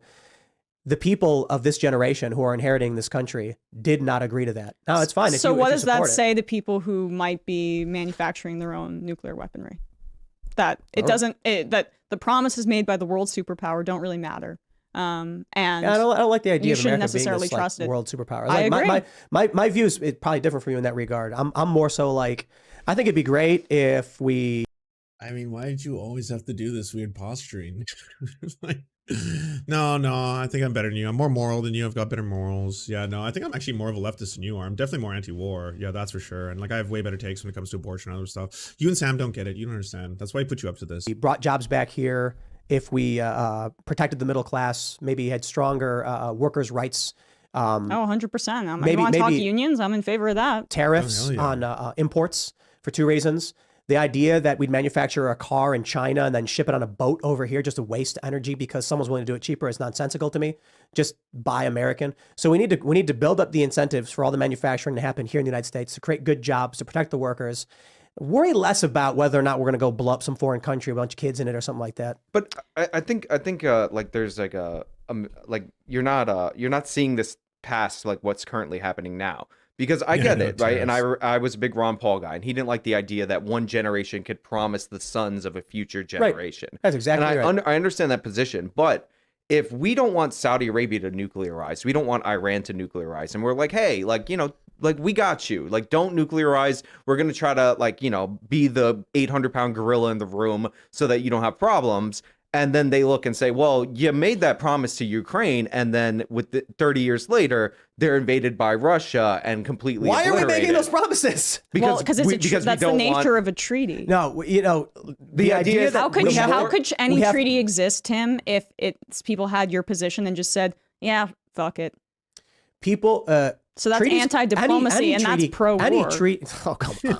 Being Me literally being like, we anti-diplomacy- shouldn't go to war. Like, that's pro-war. Well, being the idea that anti-diplomacy is we can make a pro-war. treaty around. Here's why we won't attack you. Totally fine. Here's a treaty around. I'm going to allow your citizens to cross my border with no visa, and we'll reciprocate, like back and forth. And then having one being like, in 30 years, if anyone comes to fight you, we will fight on your behalf, despite the fact that you're not an allied nation or a bunch of other issues. I don't think at any point ever the U.S. should have been making these promises. And then to come out and be like, but now Saudi Arabia is, oh, I'm sure every country is going to be upset if we. Is his worldview that the U.S. does what the U.S. does globally, like instill close to what 800 U.S. military bases in foreign countries, basically dominate the planet from an imperial standpoint, also dictating the currency the entire planet uses for currency and development? Does he think they do that for like conquest alone, or just for a vibe? Or every now and then it's like, you want to just like, you know, destabilize an entire, you know, country in South and Central America, put a dictator in there for a couple generations. Why? Because it's funny. You know, we're Americans. This is America. That's why we do these things, right? Because it's funny. Let's get it done. We don't fight on the behalf of some other country. No, it's not. It's There not about. are limitations. Look, nothing's absolute. I get it. We're in this position now. There's an interesting question of South Korea. People ask me, what if China invaded? And I'm like, well, we got a lot of troops there right now. So I understand the circumstances of today. But the issue is, you know, for one, we could have put a no-fly zone over Ukraine before the invasion started. That would have stopped Russia in its tracks. They Well, a couldn't no-fly zone is Well, yeah, that could have also provoked a third world war, which I think everyone wanted to avoid. In fact, I don't often give props to, you know, the State Department of the Biden administration, but that was one of those moments where I was like, they actually are doing a lot to stay away from this, while there's a lot of politicians who are really pushing everything else. Why don't we just see what happens? And I'm like, I don't want World War III. I don't want a direct conflict between two nuclear superpowers, the two biggest nuclear superpowers, by the way, because, again, outside of the larger nuclear arsenal of Russia, they don't really have better numbers than the United States across the board. The United States is a much more powerful military machine. I don't want that. There's no winners there. We all lose. the de facto declaration of war once the plane gets shot down, once the United Yeah. States. And that means Russia would have to have shot down, would have had to attack us. I mean, either way, that the no-fly zone and us getting more direct. But like, just even if you're like, and that gave us the moral authority to start the Third World War that ended 2 Like, I don't give a fuck. I just rather that not happen, period. I don't care, America, if you're justified in being like, well, they shot first, though. I mean, come on, they Han Soloed us. We had to do something. Directly involved in that way would be catastrophic, potentially, war between two nuclear powers. Agreed, fair point. I think my position is more so just, this is a Russian border dispute over the Donbass region. The U.S. It's an invasion, Tim. Sure. I'm talking about the specifics of why they're doing it, right? They've invaded Ukraine because they want the land bridge into Crimea. Why do they want the land bridge into Crimea? Because Western forces were courting Ukraine. Ukraine was being courted to the Russian Trade Federation and to the European Union. Ukrainians wanted to join the European Union. It would be a massive boost to their economy, and they get access to the Schengen zone. It's wonderful. Even if that like conspiracy was true, that's the only reason why Russia did it. It's like, oh, the West has forced our hand. We have no choice. We must now do what we never wanted to, invade. Even if that was the case, that doesn't justify the invasion of a sovereign territory. Tim, doesn't matter. Even if like it's like, okay, even if your conspiracy theory was true, then yeah, that doesn't make them correct. Russia didn't like that. So Russia tried to intervene. Yanukovych was ousted, fled the country. Russia then immediately got their troops outside of Sevastopol and said, we're claiming this, our warm water port in the Black Sea. And then we started to see the bubbling up of the Eastern conflict. Some people call it a civil war. And then finally, when Russia was losing and said, if we cannot lose access to the Black Sea, they said, we're taking the Donbass. And this is where we are. It's a territorial imperialism. So why are we involved? Because of a treaty from 30 years ago. Yeah, because we made a promise I think we should not have made. And so you think that they should not have gotten rid of their nuclear stockpile? You think they should, because that was what the treaty was based on? Oh, we could have offered them something else. What? But that's what they would. A lot of things. That's the reason why they would keep them, is to protect themselves from Russia. I got a feel for the last like third of this debate. I feel Tim has been too out there for HAW. Even HAW is starting to become less of a 2-on-1 and more of like a moderator, being like, well, I mean, just in all fairness to what she's saying, it's not actually outrageous to say something like that, you know? And aggression, Right. because Russia historically expands westward until they hit a stronger power. Like, and this is because the geographical limitations to how Russia can develop have been the same for hundreds of years. Like, so Russia always goes. Yeah, you know it's bad when. I don't think I've ever seen that. I've never seen HAW start to become the voice of reason, the race realist. This is the black dudes don't wear condoms guy. Like, he's not the one you want being like, oh, whoa, slow down, buddy.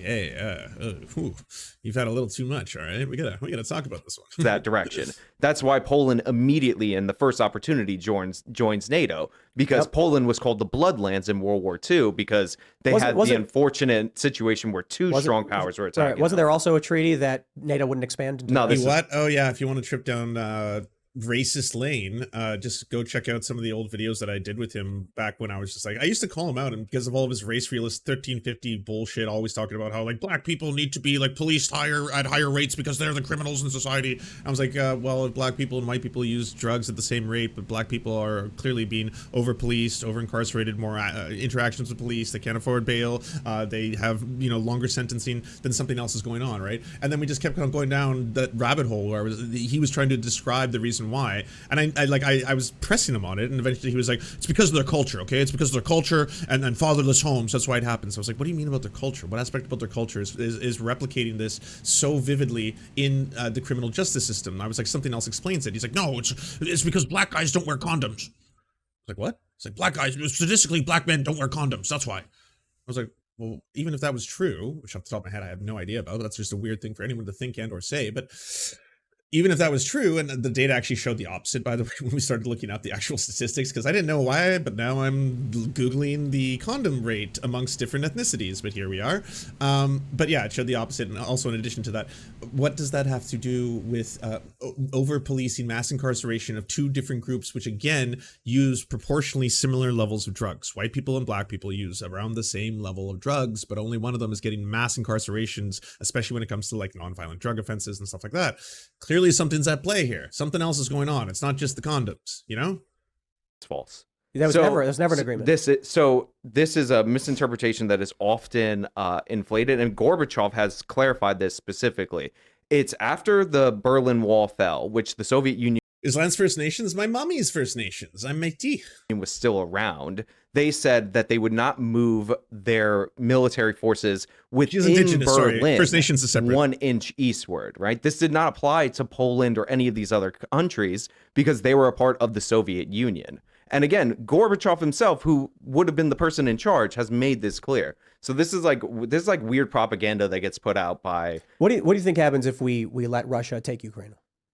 I mean, I think they're going to try to expand their sphere of influence as far westward as they can possibly do, because that's what they do historically. But this is completely denying the sovereignty of Ukrainians. I mean, what does Ukraine want? They want the ability to defend themselves, and the United States is providing them with that. And we can talk if we want to follow What our did he say? treaties and give them the ability to defend themselves against imperialism.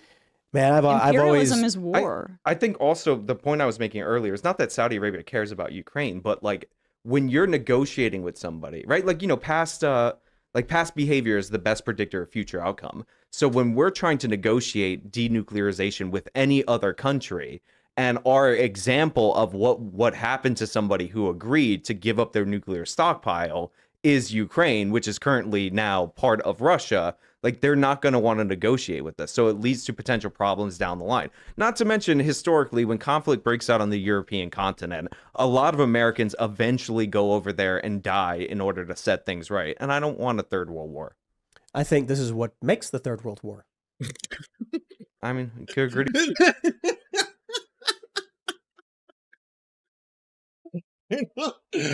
This is new to me. I've never seen anyone fucking break AJW on the right. Damn, this is your wingman, by the way. You brought on this race realist. Oh, what? Emma VIGELAND's coming over. Ooh, who do we got? I need backup. Come on, who's available? Seamus? Can we get Seamus? Moonlord. I need Moonlord. Get Moonlord in here. It's like, we got the guy who thinks about black condom use. That guy. Yeah, okay, whatever. He'll work. I could disagree on that. Russia could have taken the Donbass region, and we would have been like, wow, that was bad, that was horrible, and it would have been like Crimea. Crimea got taken, and it was a big news event. And but then weren't they shelling shelling the capital? Was it not beyond the Donbass region where they were attacking? Pretty sure it was just the Donbass region.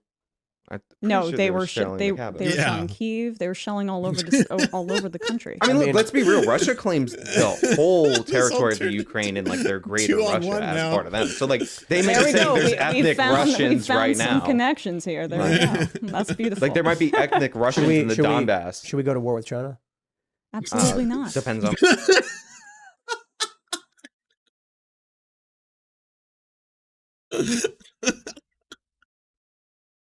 Should we go to war with China? Asked in earnest. Fucking planetary ending event. I don't know. Could be cool. You know? For what? We're not in war with Russia right now. So that's the difference. That's the real line that needs to be drawn, is making sure that this does not become a proxy battle. And there are forces that want to push for that. I mean, I think that, frankly, the Biden administration's been a bit more disciplined, and I'm happy it's been than more I reserved than I thought initially it was gonna be. anticipated on this front. Yeah. I remember when the initial invasion happened, Hillary Clinton went on cable news and said, well, this could be a real opportunity to weaken Putin. And we called that out in the Majority Report as an incredibly dangerous notion. So She wanted war from the get-go back in 2016. sure. I think her notions have been dangerous. I think Joe Biden's notions, when it comes to, you know, the sovereignty of other territories, especially ones that are in dispute between them and, you know, let's say the People's Republic of China, that's very, very dangerous, Frederick, as well. Stop rocking the boat when it comes to those kind of things. But at the end of the day, like, I mean, but that's the kind of force within the Democratic Party I'm trying to beat back. I think that America being a global hegemon is a good thing because those power vacuums will be filled when we leave. I want to not go to war, but I want countries to feel like we would go to war because I like deterrence as a policy. So, like, I hear it. It's tough because it's not working. And that's why I'm at the, you know, my view is strengthen this country, you know, shore up our defenses, focus on empowering our people with the ability to live, work, eat, sleep, Medicare. What does that look like? I'm not Medicare, medical care in some capacity. Medicare for all, potentially?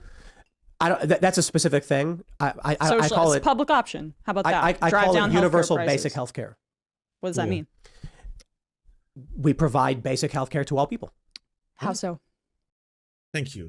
Just like, don't let people just say sounds. You know, sounds are fun. I like them too. Whip, wuzzle, wuzzle, right? But like, get the substance behind the sounds.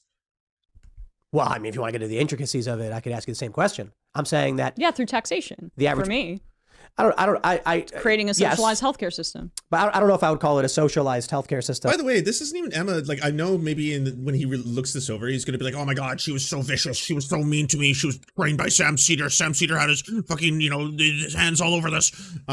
Like right now she's being so calm, rational, reasonable, and just straight up being like, explain. Like, don't just make sounds. Don't just, like, sounds are fun, great, but like, let's go beyond the sounds. What do you mean? How are you going to achieve that? Why do you want the thing that you were saying out loud, and how are you going to go about it? Because that's why I think both Sam her Majority Report, as well as Binder, like most leftists who come on this show. That's why we don't want to talk about the Thanos snap for fucking 3 hours. Like, well, are you going to ground your axioms and talk about where your deontological fucking position is going to lie? It's like, not really. I mean, I'll give you a little bit just for your funds. Maybe utilitarian as closest as I could describe. But like outside of that, can we actually talk about policy? Can we talk about how we could actually improve society based on our own observations? What are we doing wrong? What's fucking up? What's good? What's bad? Let's go with that. And then we'll move from there into something better, right? Probably because I think you're going further than I'm going with it. I'm Okay. saying like, How else do you raise money then to have like a I'm not saying government saying not option? taxes. I'm taxes, saying fuck taxes. like if my limit is usually like if someone's got some like rare degenerative genetic disorder that requires $20 billion to treat, like we have a limit. We can't do that. Very common problem to kind of set for your baseline. So it's like, hey, Tim Poolcare, tell us more. Okay, so Tim Poolcare is highly specific. Our scenario begins at the $20 billion mark for rare degenerative diseases, and then our entire program works outward from there. Yes, it's abject nonsense. I mean, that's why I say basic. There was a story about a kid in like I think it was Louisiana who had a genetic disorder. The treatment cost $1 million, and the family demanded the state cover it. The state said we can't afford to cover it. And they But were why like, do you think that healthcare is so heavily inflated in terms of cost in this Well, country? for one, the insurance companies are all corrupt and broken. Absolutely. In Germany and the UK, they spend half of what we do, and they have socialized healthcare, and they have better outcomes in terms of life expectancy, infant mortality. Didn't Canada Trump too. do the No, thing what- with like cheaper insulin from Canada or something? I think Biden might have done something to like The Trump. insulin was a part of the negotiations in the Inflation Reduction Act. But I just want to point out, like, those are horrible metrics, life expectancy and infant mortality, for two reasons. Number one, if you take out car accidents in the United States of America, our life expectancy shoots dramatically up. In Europe, a lot less people drive. And Yeah. considering we're talking about medical care, I think we should focus on things that describe the impact of medical care. As for infant mortality, this yes. is one of the worst metrics, because Of course. if you are born at any point Yeah. for a split second and you die, you go into our infant mortality statistics. Aw, In how France, could for that be? example, you have to have the pregnancy gestate for over 20 weeks, and you have to be alive for a full 24 hours. So this is just not Here's a an stat. apples Look, to apples comparison. I think the doctors would real. disagree with your assessment that the infant mortality rates are overinflated, but I'll then just turn They're to just measuring different things. They can disagree with that, but they would be incorrect, but wrong, not how even about close. the cost element that I just mentioned? Yeah, cost is definitely a huge problem. And I That's think this because we has to have do with third-party privatized payers. healthcare. That's because we have privatized healthcare. I would Yeah. disagree. It with dominates. I don't completely disagree. I got a kidney stone, and my bill was like 40 Hey, grand. so I've had a kidney stone before. They charged me like 40 grand. And then because I was between jobs, I left Vice and I was starting at Fusion, and I had this 1 week gap where I told the guys, I was like, give me a week to get like to move my stuff, and then I'll start. And that week, all of a sudden I'm like, like what's happening?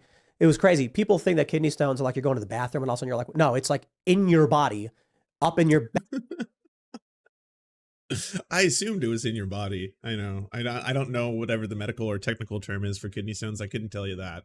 A doctor could, for sure. Also, this doesn't disprove any of the points that Emma has been bringing up or making. In fact, this should reinforce them.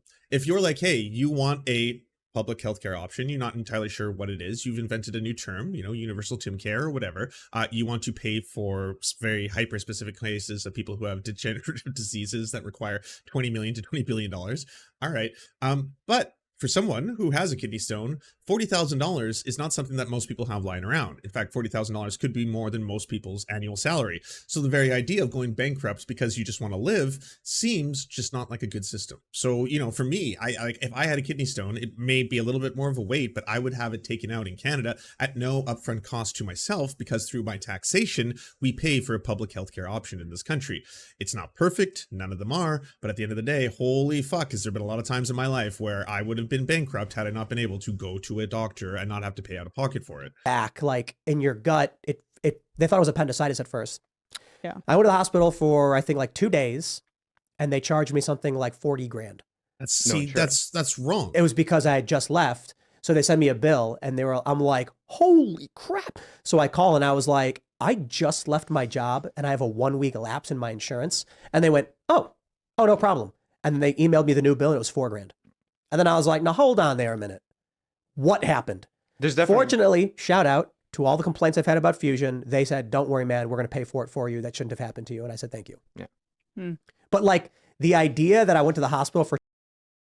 Okay. It's like, goddamn, you precious motherfucker. If that's the story, then you should want to advocate so more people have access to that kind of a fucking miracle scenario that you just had. Instead of going bankrupt and we'd never hear from Tim Pool again. That was the end of the Tim Pool story. He's still working off his fucking medical debts. That's just what Tim Pool is to this very point. It's pretty awesome that it got reduced by what, like 100 times, right? That's a good thing. Don't you want that for more people?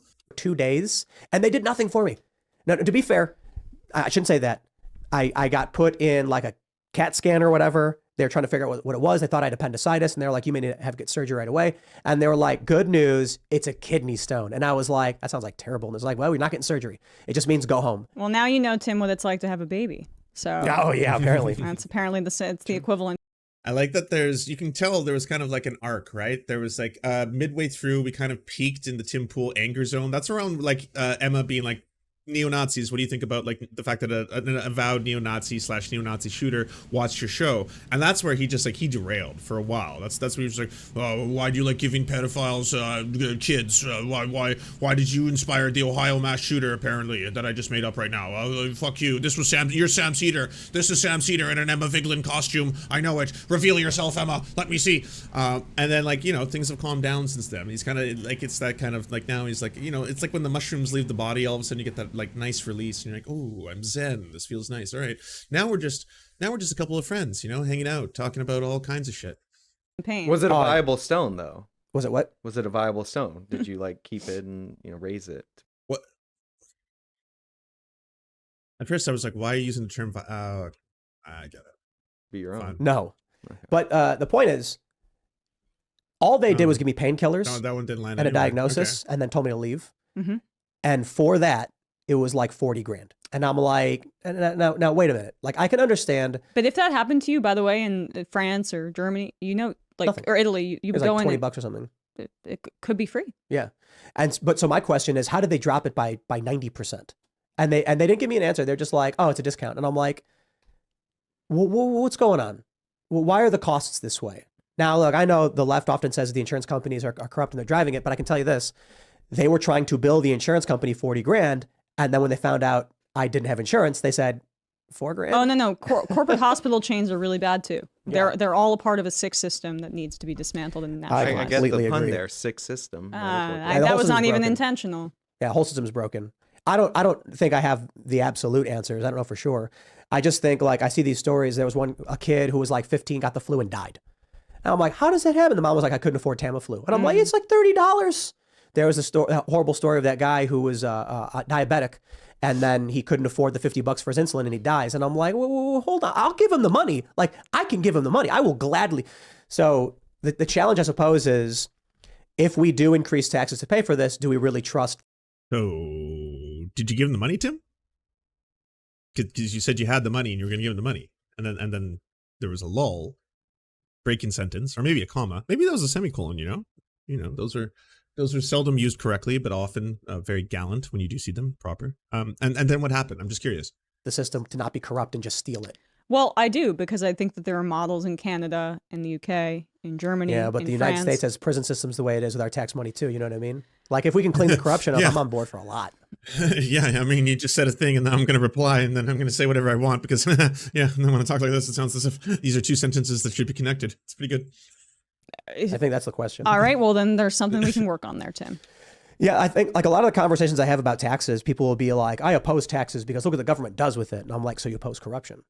You know what I mean? Like if you were told that you were getting a really sweet deal at a discount price, you wouldn't be complaining about it. When you're told that they take your money and go blow up kids with it and then, you know, beat prisoners or whatever nonsense, I can understand why you're upset. The concept of taxes doesn't bother me. The concept of the government not being held accountable and corruption emerging from it bothers me. And like our tax dollars, not even our tax dollars, but printing money and giving it to massive pharmaceutical companies or war, then I'm just like, now I can understand why, you know, someone can come out and say taxation is theft. I disagree.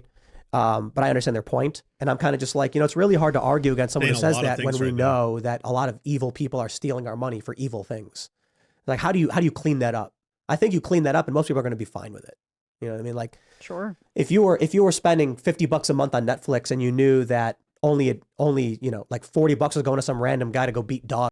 Like, when you're watching the Timcast, like, the actual Timcast show, Timcast IRL and shit like that, they do this all the time, but they're all comfortable with it, right? As normal human beings, we don't really speak this way to each other. So like, I don't sit down with someone and in mid-sentence change the entire purpose of what that sentence and the purpose of the story was going towards, and then just switch to something completely irrelevant and nonsensical and unattached to that previous thought, because doing so would be highly confusing to people who are trying to listen to what I'm saying, right? It wouldn't be very coherent, but they do this all the time. They can be mid-sentence, they can be talking about how, and that's why all those welfare queens are basically living off the big teat of the government. I know, they're terrible. Did you ever see that movie, what's it called, Sonic the Hedgehog 2? Do you remember when that Jim character, who was he, the Eggman? The Eggman, yeah, like from the Beatles song, kind of. Beatles, that's pretty interesting, right? Like, there's a lot of them on Earth. I think there's like a whole bunch of them. Like, there's a whole bunch of varieties and stuff. Makes you really think about how many would fit on the Ark. The Ark, you say, oh yes, the Ark from biblical times. Bible, what? God, you say, what? Like, and it just goes on and on and on. And then, like, I guess if you've got other people who like that and want to speak that way to you for a while, then like it's going to work out in a circle, like a circle of friends where every single person is doing that. It feels like, I don't know, telephone without a purpose. You'd be like, I'm not gonna give Netflix any money anymore. Well, how do those dogs look? That's right. It's like, are they foreign dogs? You're like, yeah. So I take issues with that, and I'm kind of like, Okay. if you knew that you were contributing to a system that was using your money as efficiently as possible, you'd be like, oh, okay, I'm getting some good from it for some reason. Like, no, a lot of people on the right, they don't want to defund the cops, right? But the cops have a lot of broken issues within their systems that need to be fixed as well.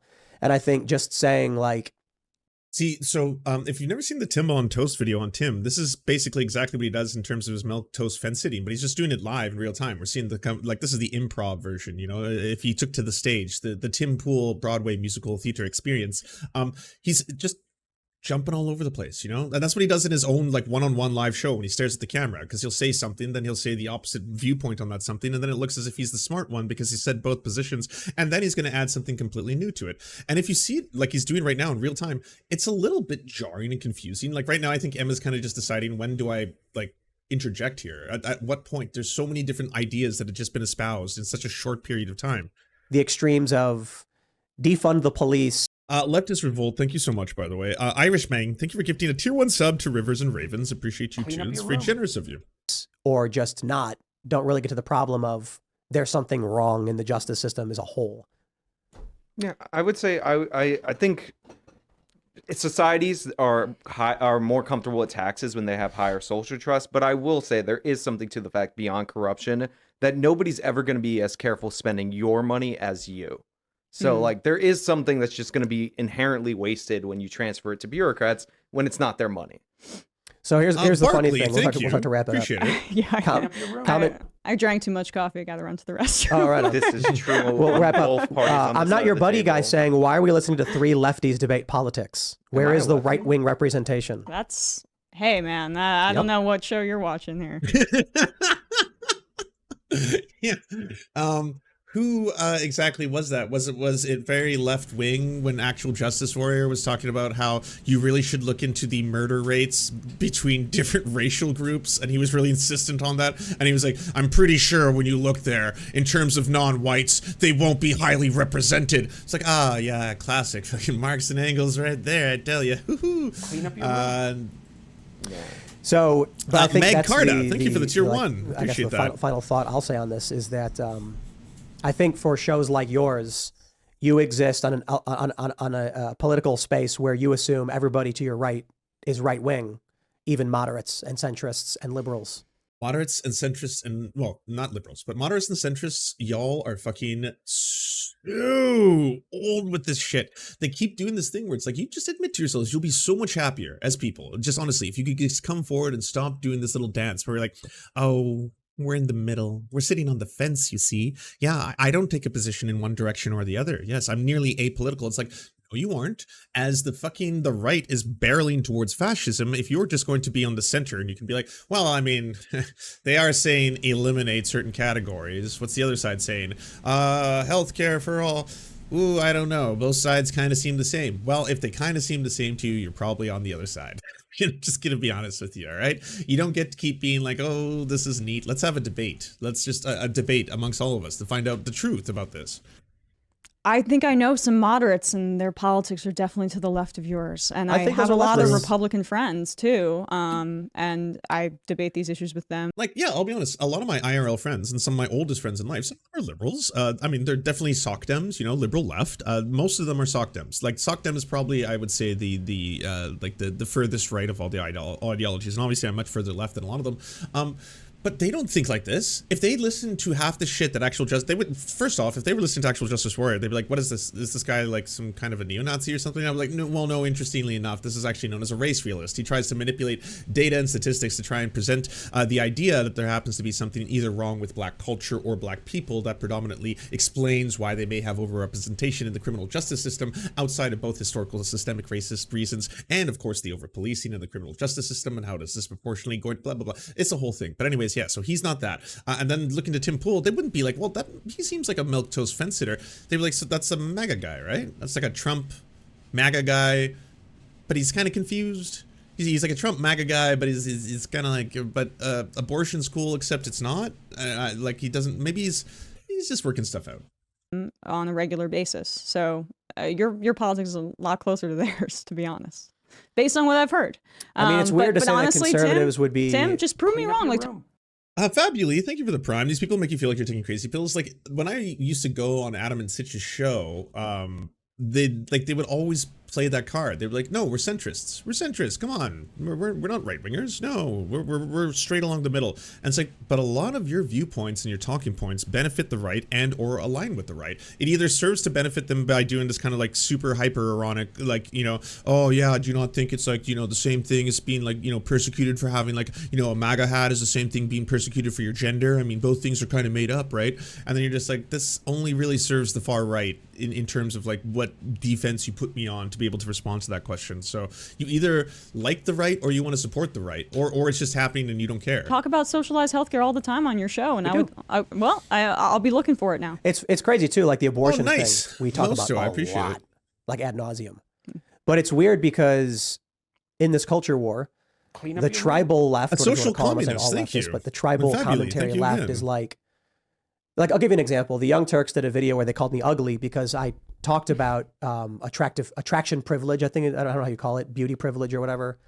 And I was talking about how conservatives are more likely to be attractive because it's easier to go through so life happy as for an this. attractive person. Where's this Thus, you're going? given Where's this going? benefits that you associate to your abilities instead of society, resulting in a conservative worldview. And those who are less attractive have it harder, resulting in a collectivist worldview. And instead of just like telling me I was wrong, they just called me ugly. Well, I mean, like, do you I have don't know. statistics?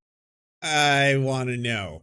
I want to know if that is true. I know sometimes TYT can be crass, okay? They can be edgy or whatever, but I don't know if that actually happened. I don't think they would just be like, Tim Pool's ugly, you know? To back up your Yes. their So, but who it's true. who decides who's ugly and who's unattractive? So they did studies where they would show images of people to men and women and ask them to rate them on a scale of 1 to 10, Tim then create Pool, a curve of ugly. attraction. And those people that they showed pictures of, they had interviewed them on their political leanings and found a correlation between attraction and political leaning. I'm sorry, beauty, perceived beauty, and Single millennial Thank you women. so much, Jack92. I really appreciate that. They're chasing their careers. Many of them are probably doing it due to social pressures. Many of them are doing it because they really want to do it. And for that, I nothing but respect. Of the women who are not being honest with themselves and are more concerned about social pressures than what they truly would want, maybe a family, I don't think they'll admit it. They'll be 40 and they'll say, nope, life's great. I've never been happier. Young women will see it. They'll be 45. I love my life. I'm single and I'm living up in the big city. They're going to be 55. Irishman, and they're going to say, the other get this up. well, it has its charm. Queen Mother They're going to be Deport, 60 and they're thank going you to for go to young another people and get say, this I've up. made a terrible mistake. Don't make the same mistake I did. Yep. But by that point, there's going to be a generation or two that believe the lies. We're citing Jordan Peterson so often in this, but he was saying something that after 35, you better have a family because that's when things start to break down. That's what the conversation. Were you were here, right? Or no? No, I don't think so. Yeah. When what things start to break down? When you're going to be lonely, you're going to have no friends. Like if you don't start a family around 35, you're going to be. Wait, how old is Tim Pool? Mosto02, thank you. He's 37. He's 37 years old. What? Tim. Yeah, Left this out. is colloquially called the wall. And I'm sure you've heard of it if you've been a denizen of the internet for any length of time. All women supposedly hit a wall when they're about 35. And if you don't have a family, you are going to be lonely. And you're going to have a problem. You're not going to... I'm okay. I'm sorry. What? No, this continuously is questioned over and over and over. Nice Assange tweeting out about it. Grifters. This is what you do. I can invite you on for a real conversation, and what do? You shut for neo-Nazis. This is why you guys don't get invited places, because you're not having real conversations. I don't really care about getting invited places. Yeah, right. So go live in your grifter echo chamber where you guys can play songs with bad audio and then say, whoopsie. Man, someone has to put that into Mortal Kombat.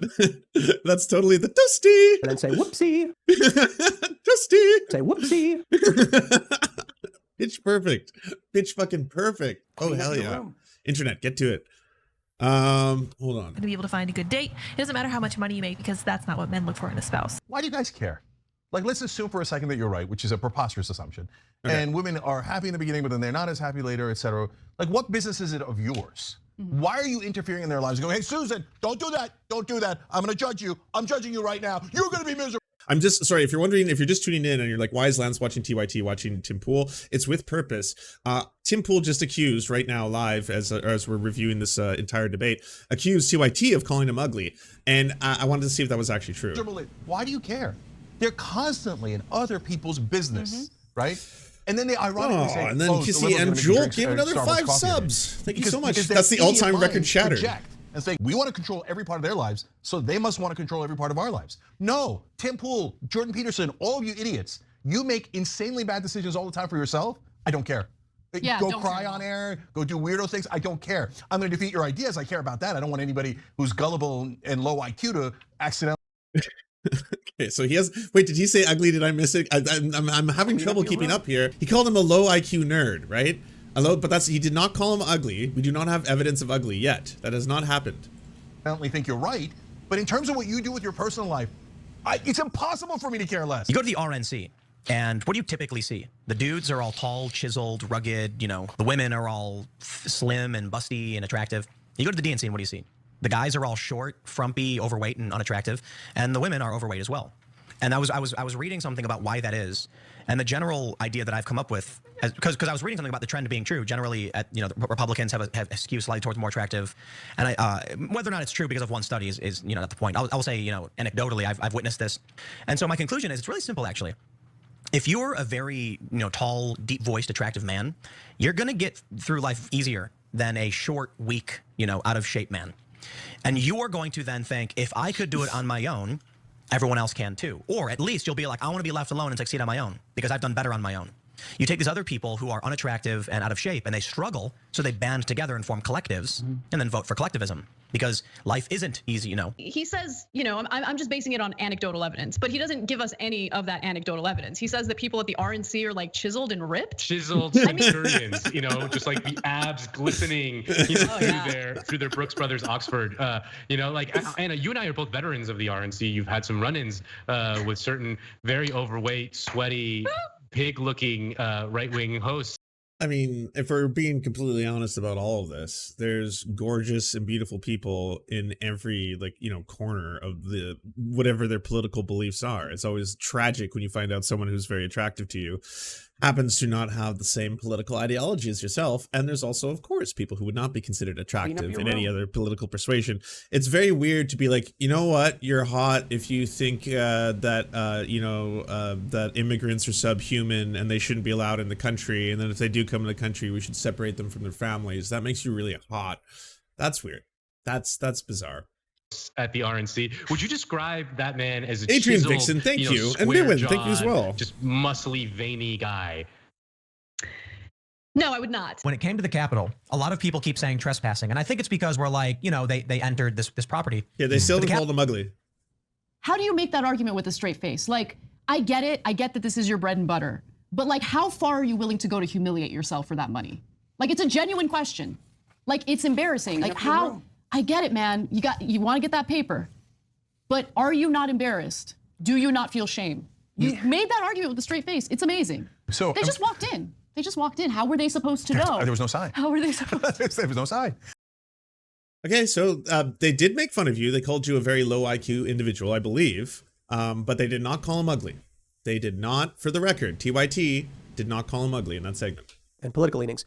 But this is like not even controversial among the left. This is privilege, right? Hey, if we're on the right side of things and we're uglier, I'm totally fine with that. But so what happens is Samesies. Like, it's not a hot or not for me about whether or not people should have human rights. Civil liberties really is a smash or pass, you know? There's some, like, there's some chicks out there, they're all right, 6s and 7s, but when, I see those fucking titties, oh damn. Then I'm for civil rights. Yeah. Then, oh, hell yeah. Yeah, no, you can have civil rights, whatever you want. You go through life and you're ugly. People are meaner to you. They're less interested in you. You have a harder time of things. You're going to lean towards collectivist approaches to things like we need to work together to fix these problems. Wait, are you trying to say that communism comes from ugliness? There's only a couple minutes left. This is the swan song of the debate. This is the denouement. Like, holy shit.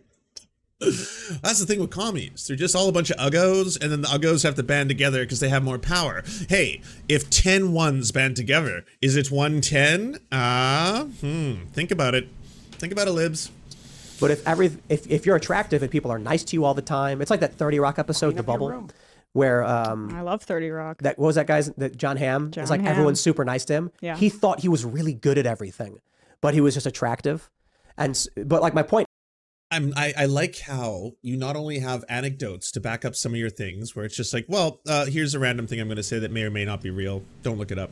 And then also it's TV references. It's like, well, yeah, I mean, what I'm saying is kind of based in reality, based on that episode of 30 Rock where John Hamm, being John Hamm, very, very, attractive, classically handsome man, just has a very easy life because he's very, very handsome and everyone's just very nice to him. And then he doesn't understand why people stop being nice to him even though he's still so handsome. Like the science, right? Young Stalin was hot. That's probably the most common, what do you want to call it? Fucking problematic crush that I see online outside of, who's the other one? People used to say Justin Trudeau, and I'd be like, oh, it's really bad.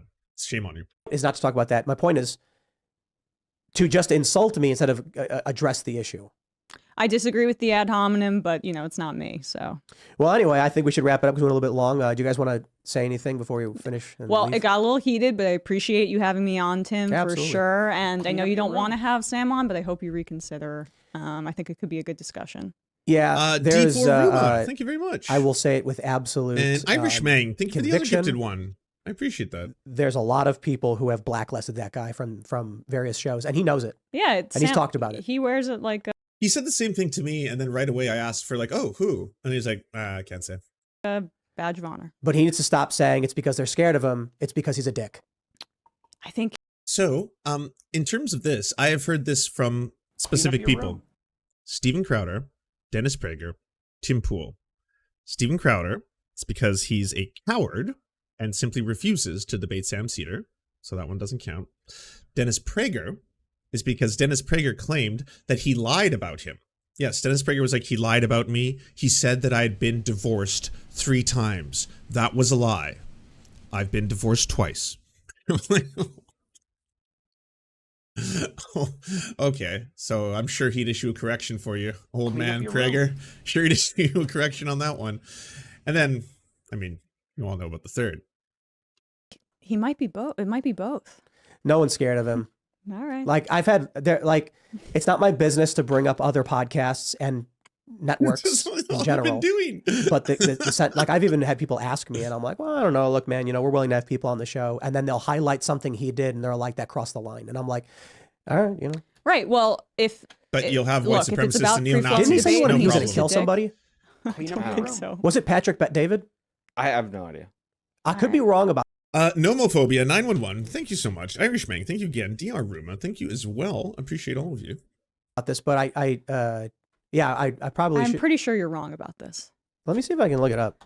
He said 3. Okay, so then sorry, I exaggerated. He must have said he had 4 because it was one off. It was like he said that I was divorced 4 times. He just made that up. And I was like, oh, okay. And right after he's like, I've been divorced 3 times. I was like, well, I mean, you're reaching for numbers that aren't, within most of the people I know. So once it passes like 2 marriages, once you're past 2 marriages, then yeah, I may get the numbers a little slightly off. I'll correct myself for sure. Could be 5, could be 6, fine. Like Sam was going to kill somebody. My mistake, 2 divorces. Okay, well, either way. It was way, something like he was off by 1. If he had the right and he would hang the rich, he would hang Patrick Bet David or something like that. Yeah, that was a joke. All right. Well, I don't know too much about it. I can tell you it's like He's sarcastic. jokes like that freak people out, I guess. Oh, okay. So you can call it a joke. Wow, what a strong finish. This is not in any way pathetic or sad to end the whole thing and be like, yeah, didn't you say something really offensive once? Yeah? That was a joke, is it? Yeah, I guess if you're okay joking that way. He was responding to something. I can't. Again, these are people. Did you know this is a different person, Tim? Did you know this isn't Sam Seder? It's not. This isn't Sam. You're not talking to Sam Seder right now. I know you brought up and invoked Sam Seder like what 7 different times during the course of this, and then in the middle of it, when Emma was like, this was not a gotcha. Emma was just straight up like, hey, by the way, what do you feel about the fact that a neo-Nazi watched your show? And the one in which you had a neo-Nazi on your show, you know? It's like, you would do this, wouldn't you? Who put you up to this? Was it Sam? Yeah, I bet it was Sam. Sam did this. Yeah, I can tell. No, this is Sam. This is Sam. No, yeah, no, a woman wouldn't do this. This has to be a man. Who are not myself, and I do 15 hours of new content on my program every day, or every week, so it's hard for me to keep track. Right on. Sean? Yeah, so you can find me on YouTube at Actual Justice Warrior, on Twitter at IamSean90. And as for Sam Seder, I'm also a New Yorker. I will not only go on his show in studio and debate him, I will also take him out to dinner, hang out with him, become his best friend, maybe even wear matching shirts and all of that. So I am available. I'm not afraid of Sam Seder. So, deliver the message. Love it. Right on. Well, I really do appreciate you coming. I think it was great. Yep. And Sean, thanks for joining in. Nobody cares, bro. Right? We're trying to figure out how to do this properly. I think because of who I am, it's impossible for just to like me to sit back and have people have a conversation. So I do want to apologize because you're definitely 2 against 1, like both of us. Although on the Ukraine thing, you guys definitely had me. I don't know. I'm looking at these both of you. I'm like, what's going on here?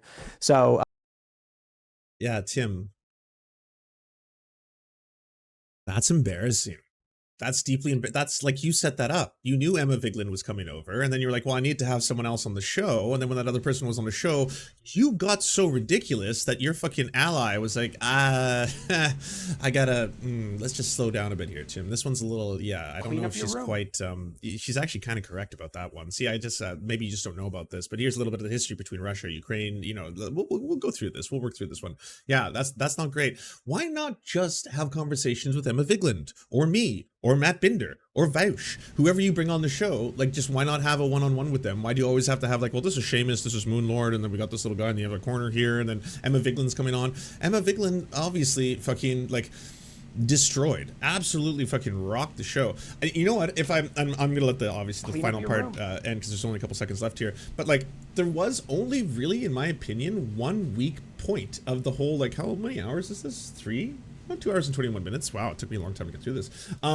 The only really weak point was that middle of the trans debate when he kept on pulling up the same old fucking debunked at this point study, and he was using it as an authority figure, and he kept trying to use it as this kind of like, hey, by the way, your science is obviously just up against my science. This is a peer-reviewed study. Let's keep on doing it. That was pretty much the only weak point, and that wasn't even that bad on Emma. It's just like, he's just being deceitful. Otherwise, she controlled the narrative throughout the majority of this thing. It was absolutely fucking a pleasure to behold. Not to mention, I'm really happy someone finally fucking said to his face, yeah, hey, if neo-Nazis are enjoying your shit, that's like, should be a problem, right? That's like, for most people, that's an alarm bell. That's, oh shit, neo-Nazis are watching me.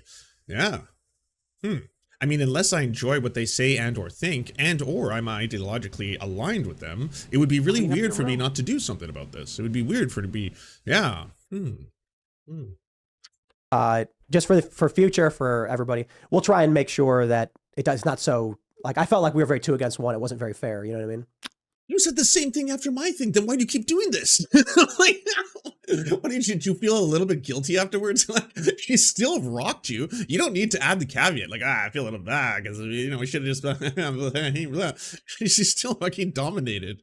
Yeah, well, I mean, I don't know. At times. I can handle it. Right on. Well, thanks for coming. Thank you. And for everybody who watched, thanks for watching, and become a member at timcast.com. We have Yeah. All right, let's go look at the third leaked Tim Pool, Sam Seder secret texts. This is the third and final one. Now, if you haven't been watching and following the saga here, this is actually pretty incredible. Tim Pool and Sam Seder had a series of texts that went back and forth. He just leaked them right now live because of the debate that just took place, obviously, and what was said between the two of them. And I didn't know this up until these were leaked, but holy fuck, Sam Seder did such a kindness to Tim. Like, such a kindness. He gave him so much mercy. The fact that he didn't leak these, because they make Tim Pool look like a fucking insufferable little child who just wants to impress his daddy so badly, and just like, why won't you talk about me? Why are you talking shit? Why are you throwing shade? Why did you say this? Why won't you tell people that I support Flint, Michigan? Why won't you tell them? And it's just like, I don't know what you're talking about, Tim, specifically right now. If you support Flint, Michigan, I do as well, in terms of like clean drinking water. Is that what you mean? Clean up your room. Either way, deeply embarrassing. And that was like the first fucking, the first couple ones. So I haven't seen this. Let's see this. I'm significantly older than both of them. Clean up your AB, room. I do a daily show that cannot be moved and during outside of my studio. Are you now saying that I'm afraid to talk publicly and using travel as an excuse? Sam, either you're an idiot or you're lying. Pick one. You publicly agreed to an in-studio show. Oh, Tim, only an idiot would engage with you this way.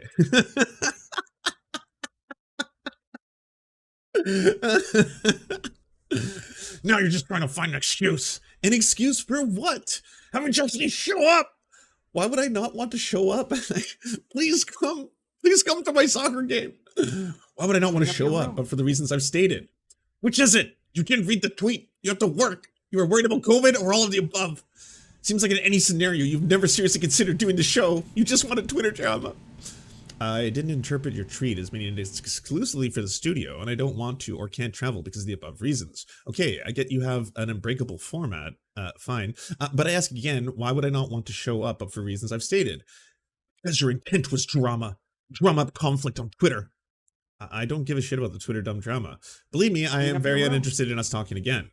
Look, I am not and have not knocked your format. If that's your format, I can respect it. I was expressing all the reasons that made it too heavy a lift for me. I'm happy to have you on my show if that's what will be a show of good faith. No travel involved. That last part was a friendly joke, but also true. We could do it over Zoom. Yeah, that's real sad. That's real sad. Well done, Emma. Honestly, that was fucking awesome. That was awesome. That was a beautiful thing to see. Nonsensical, weird, but I mean that Tim Pool freak out in the middle, especially. I think the Nazi part was my favorite part. I can't remember the last time I've seen Tim outside of maybe when he was screaming in my face, right? But I can't remember the last time I've seen him that angry at this kind of shit. Like, very, very precious. Do you enjoy the Serfs but prefer not to have to use your eyeballs? Many are saying this. Well, we've got the solution for you. It's the Serf Times in podcast form. Available on most major podcasting networks now. If you enjoy it, please consider leaving a good review and feedback because it really helps the show out, apparently, and it's free, just like the podcast. Thank you kindly to our Lord and Saviors Peyton L. Just and Xander Corvus. Without you, we are nothing. And now, a shout out to our Knights of the Square Table. Amazing Flesh, Anna Loves Riley, Adrian McCarthy, DM Rivera, Doug Cady, Everything Important, Hegbard Celine, Izzy Solidarity, La Media Panza, Matthew Scarborough, Multimondi, Nettle, Omni, Peanut Butter Blonde, Political Papi, Quiet 185, Rachel K, Riley and Anna, Roller Dragon, Kubi, Cernicus, Spinach Monster, Stellar Vision, Sebastian Dimmel, Thomas, Trevbot EXE, Lucidry, Words Greenwood, Cheryl Alvarez, Tony Perkins, Thomas, O'Pecker, Travis McClinton, and Victoria Bell. Thank you so much. And a huge shout out to all the other people who make this entire show possible. Without you, it would not exist. If you can support us, please go to patreon.com/theserfs, and even $1 can help unlock all of the little goodies and help make this show entirely possible.